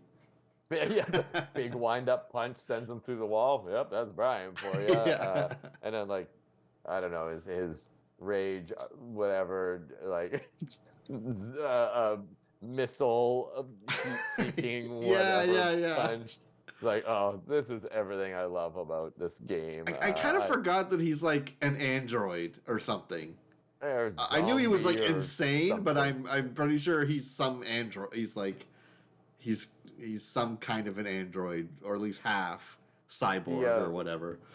like two of my favorite Brian moves are like, The if you do machine like, gun punch. yeah, yeah, yeah. And it's so fast. It's Yeah, like absurdly not even. Anyway, suspend disbelief kind yeah, of yeah. punches. And then there's one where like, on rising, if you hit right punch and then like hold right and keep doing it, it's like an uppercut. And if you land that, it's like you're in like their stomach and they're keeled over your uppercut, and it's like punch, oh, bam. It's like lifts Oh them yeah, up. yeah. I know that move. Yeah, yeah, yeah, yeah. Yeah, yeah. It's like they're keeled over, and okay, well, here we go. Yeah, you're coming with me now. Yeah, yeah, yeah. Anyway, classic Brian. What on And then was awesome. his victory, it's just like a Gatling gun that runs out of bullets and then he just chucks it at you. Yeah, that was so good. I I liked can't wait that. for that game. We should do an episode like we'll both get it at launch-ish, I'm sure, and Yeah, we'll do a Tekken episode. absolutely, But we'll do yeah, that. Yeah, for yeah, sure, that's happening. Yeah, maybe get Mike in on the action. But anyway, yeah, that'd be fun. yeah. Oh yeah. They still haven't. They don't have a date or even if they said it's 2023 or 24 yet. But every time they show it, it looks better. Like I just find like it looks cleaner Yeah. and cleaner every new trailer we get. So I'm just it's especially with all the games we got this year. It's like I'm good. Like let it Oh cook. man, and like I could play Tekken Tag 2 and Tekken 7. Yeah, Well, even like just with Tekken itself, like I yeah, still like Tekken 7 and Tekken Tag yeah, 2, so if I need that Tekken fix, like I'm good. I'm still yeah. good. Um Um, I also, I don't know why, but like I love the like opening Jin and Kazuya like the Bandai punching each other. Namco little intro, yeah, yeah, yeah. Oh man, I just find that just like so badass. Yeah. I love that. Yeah, Yeah, and they've still used that on all their new trailers, so yeah, at least Tekken trailers, it's not going yeah, anywhere. yeah, yeah. It's funny because during that PlayStation showcase the other day, because I was just saying about how many games we got this year, I was like genuinely relieved that they didn't show me a bunch of stuff coming out from July to. I was like, Yeah, okay, yeah. good. I don't. I mean, I can I'm, just focus on these games for a while. but that's like first time ever. Please no more games. Please Yeah. no more games. Yeah. Oh, they. We'll talk. Maybe we'll save this talk for the next episode. But they did show like a 12-minute Spider-Man 2 gameplay trailer. Watched it all Um, last oh, you night. did? Okay, cool. Yeah, yeah. We'll dig into that next time because I feel like Yeah. we'll need more than 5 minutes to talk about that. Looks Yeah, amazing. awesome. And it still Yeah, says just fall, so no date, but I would expect probably like September. That's when the first game came out. I think it was in September, and it did really well. So I okay. could see them aiming for the same thing. But they're also a company that does not do crunch. Yep. So it's like if that's probably why they don't want to put a date on it now, so they can be more confident when it gets closer to being done or whatever. Which is, I'm all for. I was watching it and it was just like, uh, I mean, they're obviously highlighting a lot of different aspects and mechanics, whatever. And I was like, oh yeah, flying through Manhattan is just awesome. Yeah, and now they Um, got like a wingsuit or whatever. Now they're yeah, yeah, literally just gliding through yeah. the city. Yeah. I was like, I could just web sling from Harlem down to the South Tip, and that's all. Like, who cares? I'm just gonna swing around for a while. Yeah, Yeah. yeah. I So love yeah, that game. we'll dig into that more. Maybe we'll talk a little more extensively about that trailer because there's a lot of good stuff in there. Yeah, agreed. But yeah, that was the one thing. Oh, and did you see about Metal Gear Solid 3? Did you see this? Very teaser-esque, Yeah, but just yeah, pure yeah, CG. yeah, curious. Konami has not had a good track record in recent years. Yeah. So that's one I never played that one. I never actually played Oh, okay.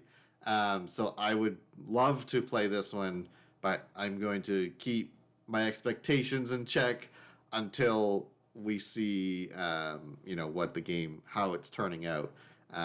They did say they're not like reimagining it. It's like they're using the blueprint of the original game, and they're just basically scaling everything up, like production wise, like visually, and modernizing some systems in it or whatever that don't make as much sense now as they did then. If they did kind of, MGS5 engine for 3 or whatever, like that would be a fun game. I loved 5. So yeah. So anyway, and I think it's next gen only. So like the visual upgrade will be even more than like MGS5 was. So anyway, that's one I've never played MGS4 either. Yeah, Guns of the Patriots. Yeah, I remember I picked it up super randomly. Like, again, it was just like $2, sure. Yeah.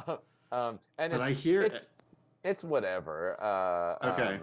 Like, I think it's just Snake is really old, which I found kind of depressing, maybe. But sure. But anyways, it was a fun I've heard so much praise, but it's like, okay, give it to me on a current system, and I'll try it.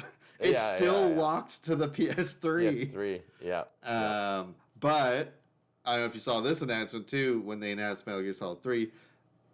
I don't think there's any visual or upgrading, but they said the OG Metal Gear Solid 1, 2, and 3 are coming as a collection to PS5 or whatever. Cool. It didn't sound like it was a visual upgrade of any kind. It was just porting them up. But and it's like Volume 1. So I feel like, 4 might be on Volume 2 or whatever, and I could maybe eventually play whatever, it. Yeah. I mean, the soundtrack to 1 is really good. Like, anyway, Phantom Pain soundtrack was like a go-to of mine for a long time. I like it back for like work. Yeah. Kind of thing. But anyway, love me some Metal Gear Solid for sure. Cool. So we'll keep an eye when more news drops on that, because that's one I missed. So I would be really interested to play Snake Eater. Okay. So some Street Fighter talk. So I have another Street Fighter themed episode potentially in the works right now. So I'm not going to go super into it, into Street Fighter talk, because I'm going to save some of it for if that episode, works out. But so the open beta was not this past weekend, but the weekend before, I think. The games are warping my brain in terms of time. I don't know how long it's been. But so I was able to jump in on that, and because I'm super hyped on Street Fighter 6. Everything about it's just a win from what they're showing us. And Street Fighter 5. What's that? Who's your go-to character? Chun-Li is basically. Oh yeah. And I was thinking, I'm like, what was it about Chun-Li? Like, why did I pick her all the like? I was like, where did that start? That I just I obviously always liked her character design. Like, I just thought she was like a cool looking character. But like, I'm not good with like charge, or I wasn't. Yep. I wasn't that good with like charge moves, like back, forward, down, up, or whatever. And that's what most of her moves were. But you know what I think it was we had those stupid arcade sticks. They're not stupid. But this little SNES arcade sticks, and they had a turbo button, and her lightning kicks back then was mashing, and I was like, I can do that. That might be why I played her a lot, because I can do that move really easily. Hey, that's fair. And I think like. She's a mainstay. Like, she'll be in every Street Fighter for sure. Yeah. She's been in everything since 2, pretty much. And this is like my favorite look of hers, like probably since the sprite art days. She looks more like a real person. They actually made her look like Chinese, like because she kind of looked she looked mostly American before or whatever, and like that's fine, but I like the authenticity. And like Laura Bailey, who I love, her voice work. She used really familiar. She did Sarah in the 13 games. Yes. That's probably the main one that you would recognize her voice from. Yeah. But she had voiced Chun-Li since I think Street Fighter 4. Okay. But they recast I believe it's a Chinese voice actress. Oh, okay. Just for the authenticity of it, and no hard feelings there, I'm sure. But definitely design-wise, this version is like my favorite. She's got like almost like every move I think she's ever had in all the different versions of Street Fighter, and she's just so fun. And so I was gonna try to like dabble with like playing her and like this other character Jury, but I was like, I only have it for like 3 days. The open beta was just Friday, Saturday, Sunday, so like let me just play Chun and like get used to playing just so I can really absorb into one character for the limited time.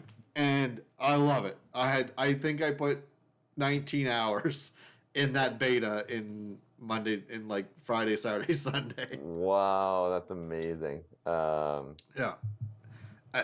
It was, so the beta was so smooth. It was there's like 3 modes, and like the one that was open in the open beta was called the Battle Hub, where you like make your own custom avatar, because there's a whole single player campaign with customizable move sets, so you could have like Chun-Li's spinning bird kick and Ryu's Hadouken, and mix and match, and RPG elements and leveling up and talent trees and all this stuff. So you make your avatar for that, but for the beta you just made your avatar and you go in, and it's just a big arcade, like a virtual arcade hub, and you're running around. You can just queue for ranked matches. There are arcade cabinets that you can sit at and go in training mode, and then someone can just come and challenge you and so you're literally both sitting at this arcade cabinet digitally and like playing each other. They have classic games in one of the corners. It looks like they rotated every couple hours. At one point it was like Super Street Fighter 2. Later it was like Puzzle Fighter 2, and you could play those online with other people in this hub, and a couple other things that are there. And my God, so 3 things that, well, 4 things kind of, that I just like quick takeaways that I really liked out of this beta. So Street Fighter 5 does this, and Tekken 7 does this. The loading times into a match are so fast. Oh wow! Because Street Fighter 5, and that's one reason I don't like playing Tekken 7 like online. It's just like, God, it just takes forever to load into that battle every time, and it just slows down. And it's like you'd be sitting there queued for a match, and it's like, boom, new challenger. 5 seconds later, go. Like it's like immediate, like you're starting. Because you just pick who you want to play as, like who you're queuing up as. So there's no character select in between. It's like, I want to play as Chun when someone challenges me. So if someone challenges you, boom, you're automatically fighting. Street Fighter 5 did that, but its loading screen would just took forever. Because it was all like, it was like, what's the word? What's the phrase? Style over substance. It's really epic. It's like, I don't care. Like, give me in the fight. Give me a game. Put me in there. And so this game does that a lot better, at least in this mode. And every time you match with someone, if it was like a ranked match, you could essentially do best of 3s if the person decides to rematch, and it'll go up, like whoever wins 2 first, and then you can't rematch again. In the ranked matches, at least, that's how it was. And it was like, you get to the end of the match, the little victory pose, and it's like, rematch, go! It's like immediate, like there's no loading at all, and that was awesome. Just keeps you like engaged.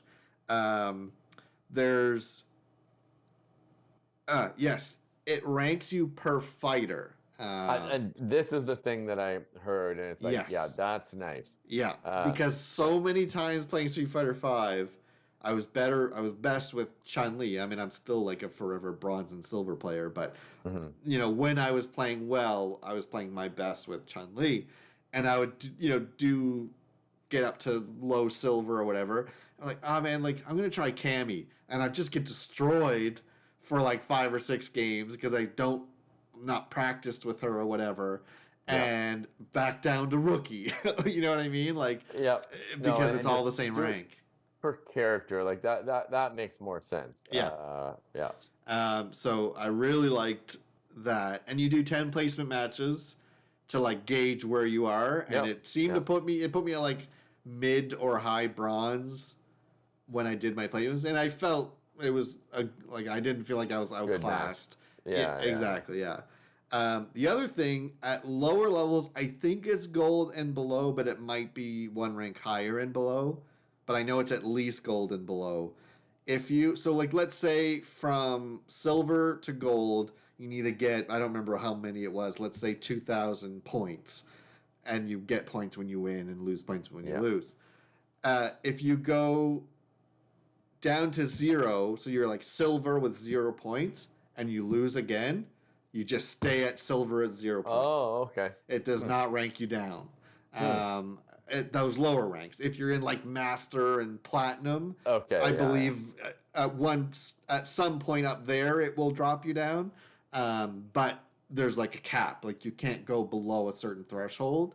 Hmm. So just if because there's days in like Street Fighter Five where it's like, man, I just can't play. Like I'm just Yeah, yeah. bad today. It's like I just can't do the thing I want to do or whatever. And so you don't tank. You can. There's a limit to how much you can tank your ranking or whatever, Yeah, because yeah, it'll yeah. cap you at that point. I Yeah. don't know if you lose 20 games without gaining, will it rank you down? But I'm pretty sure. From my understanding of the system, I don't think you'll go below that point. Hmm. And now maybe every season it'll restart and you gotta do your placements again or whatever. But I really like that. It's so demoralizing when you're just like I was silver yesterday and now I'm like middle of the rookie tier.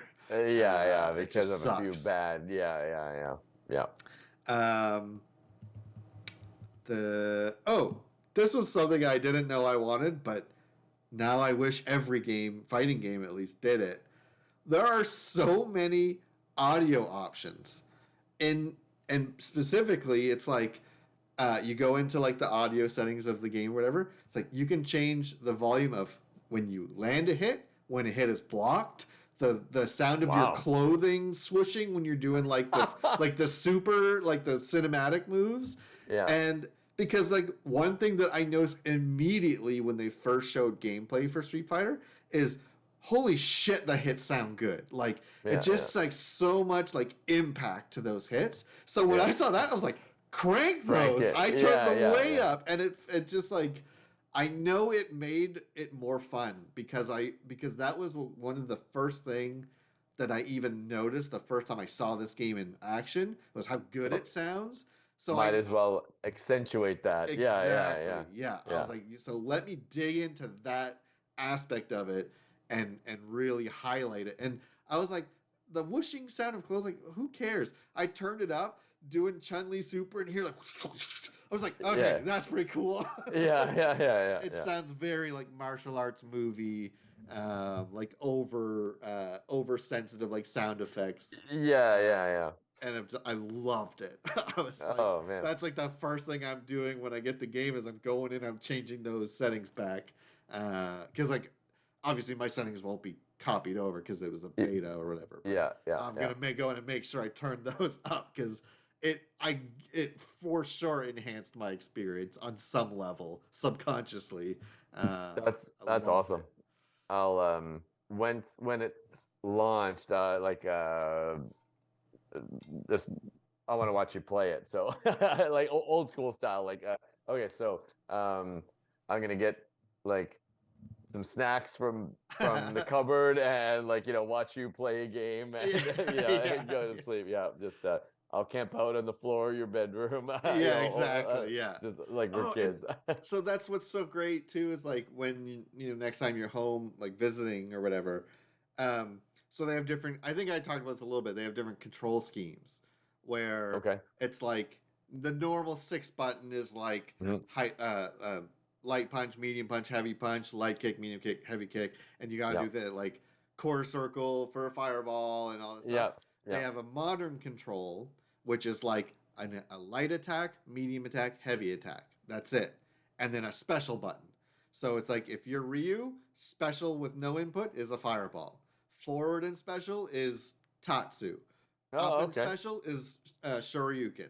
And it's literally, and I'm going to use it when I want to just try a new character Yeah. because I Yeah. Yeah. don't have to spend hours learning everything to just Do I do. like do I like the move set? Right, Yeah. exactly. Yeah. Even if it's a slightly limited version of it, I can still get a Mm. feel for the character and see if I like them.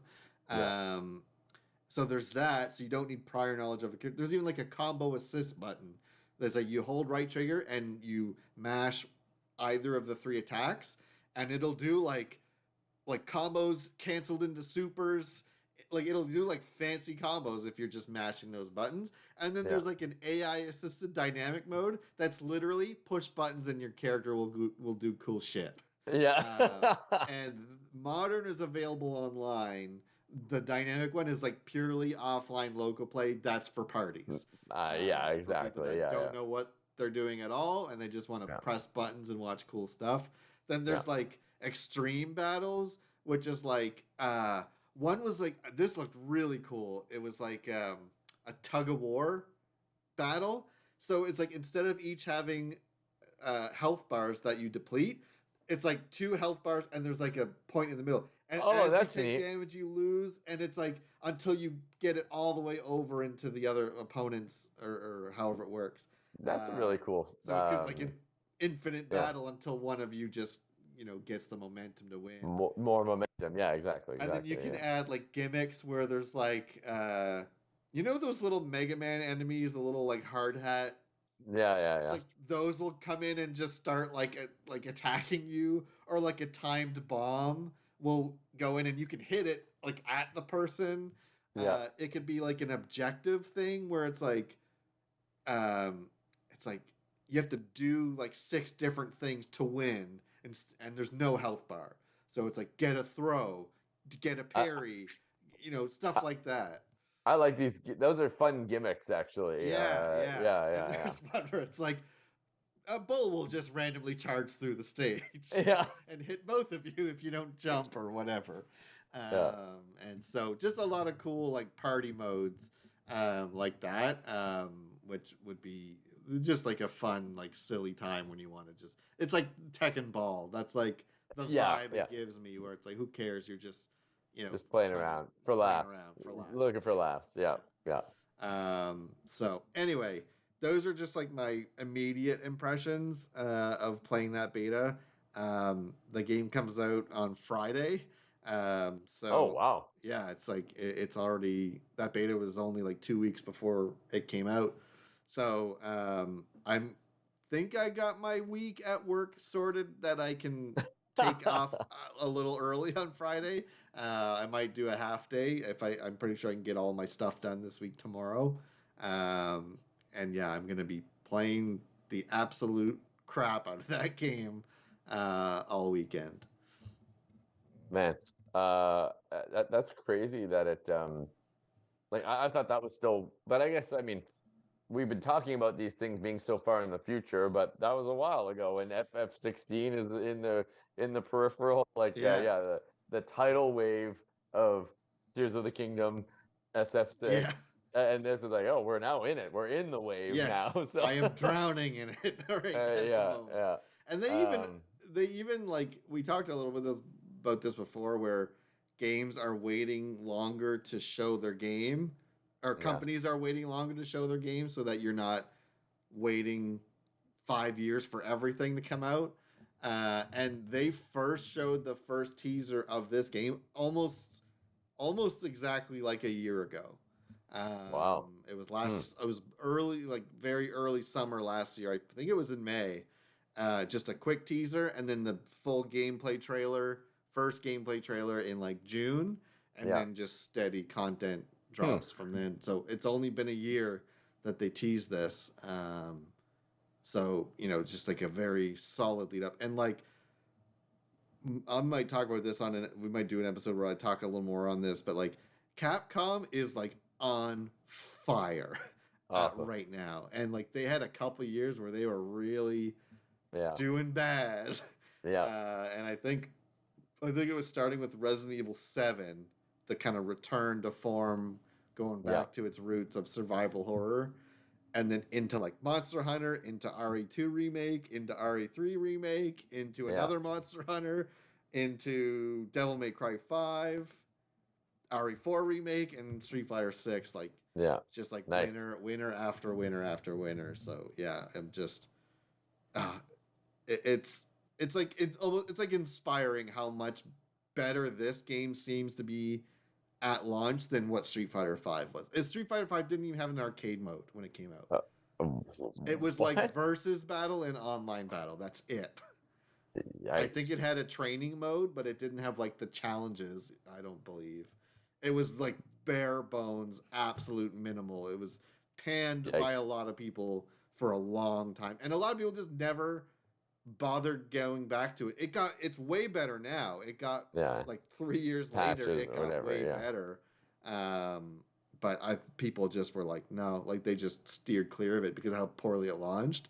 So it's like very clearly the feedback was heard and taken seriously. And because like I said, that single player campaign mode, I've heard it's like 20 hours. It's like a full blown story game. Yeah. Holy crap. Yeah. That's not just like fight 10 people and get the scoop. No. Kind of thing. Yeah. So anyway, I'll probably play a bunch of that too. But I've never jumped on Street Fighter on like a day one kind of thing. I've always eventually warmed up to it. But I today it said because I bought it on Steam on my PC. And today it was like preload now, and I was like, okay, I will. I will. Thank you very much. Thanks for the reminder. Yeah. No, that's awesome. As a very brief Capcom mention, I've been listening a lot to the soundtrack, to the Mega Man X soundtracks from the collections or whatever, because now I've played through all the games. 7 and 8 were kind of blind spots for me for a while, and now that I've played them, and man, Mega Man X8 is a really good game. Like 7 had its challenges because it was a pretty terrible 3D one, but like 8 kind of takes back to 2D mode, and the music is like pretty awesome. Like that game is a fun time. I might go and do a little bit of Mega Man stuff, maybe in the interim, but yeah. I have the 2X collections. Oh, nice. I don't think I've tried 7 or 8. I think I did 6. I don't know if I beat 6. 4 and 5. 4 and 5. I know we've beaten when we owned them, like on PlayStation. I don't know if I've gone through them in the collection. I don't know why I have the second collection if I haven't played them all, but I'm pretty sure I got it because it was like $10 on sale or something. I will want to play these eventually. Oh, they're all so fun. 7, after you get into it, is fine, but it definitely takes some warming up too. But 8 is just, I really like 8, and the music is good. So okay, I'll have to. I'm looking at the icon right here. I have all of them right there. I'll have to try it once the tidal wave subsides a little. It's not like you have a lot of. It's not like you have games to on the docket here. Yeah, exactly. But anyway, that was my Capcom contribution to the conversation. Yeah, well, we've as much as we talk about like Final Fantasy and Zelda and stuff, like we've played Capcom games most of our life too. Like that has been especially the early days. Like Mega Man is like a game that defined our like early gaming years, right? Oh yeah, and destroyed our controllers. So we have that to thank for it. Yeah. Okay, I don't have a silly game for us to play because I've just been playing fucking Zelda all the time, and I Yeah. have not had time to come up with anything. So, No, but we talked about a lot this time. So anyway, yeah, no silly games needed. This was a good time. cool. We will definitely try to get an episode in before Final Fantasy 16, Perfect. because I'll be, on another hiatus for 2 weeks probably. Yeah. So actually, god damn it, it's like 3 weeks away. That's crazy. Yeah. So maybe like in 2 weeks, like that weekend or something, we can sit down and do another episode. I don't know what we're Yep. talking about yet, but we'll, as usual, figure that out beforehand. And we got plenty to discuss. We have to figure out what we want to talk about this time. So there's still plenty to dig in that well of gaming discussions. I mean, for these things, it's like on paper, it's like this is like 10 minutes worth of conversation, Yeah, but we I find know. we find so many rabbit holes to go Yeah. down. It's just fine. I've Yeah, gotten yeah. better at like writing less things down, knowing that we're gonna fill out around it. So Yeah. it's taken me a few episodes when we got started, but I think I can gauge how much we can just go on and on about stuff. One bullet point is like an hour. So Yeah, yeah. exactly. But Okay, cool. So yeah, we'll get together again before Final. Maybe we'll just talk a little bit about that game before it comes out. We'll see. We'll figure something out. But yeah, we'll definitely get one in before then because I will be unavailable for 2 weeks after it no. comes out. Um, And I mean, I know you're busy in June, so we'll figure something out. But yeah, there's always time to talk games and to kind of this I need this just as sure. much as kind of Yeah. sleep and whatever. Work can suck. So Yeah. doing this is good. So And if that Street Fighter themed thing I have planned goes well, I might have that probably in the next like 2 weeks. I should be able to put that together. So keep an eye out for that as well. cool. So if you guys are listening, don't forget to subscribe to our podcast if you're listening to it and you liked it. We do have it on YouTube and Spotify at this point. So that really helps us. And I mean, we're going to talk about games regardless, but if you want to keep hearing our stories, just subscribe so you guys know when, because our timing is a little sporadic. We don't have an exact schedule, and that way you'll know when we put a new one out. So. And definitely check, on Insta and Twitter. We got all sorts of little shorts there as well. And Yep. so, yeah, lots of good content. And we get into some funny rabbit holes. So definitely check out all the old stuff too. So, yeah, Absolutely. cool. Awesome. Okay. Well, thanks, Matt, for joining me. I really appreciate it. And Anytime. yeah, we'll get together again before Final Fantasy 16 takes over my life. Yeah, yeah, exactly. Cool. No, it sounds good. I'm not a big fan of Final Fantasy, so we'll have to find some things to talk about. Yeah. Yeah, exactly. Yeah. All right. See you, everyone. Okay, thanks, everybody.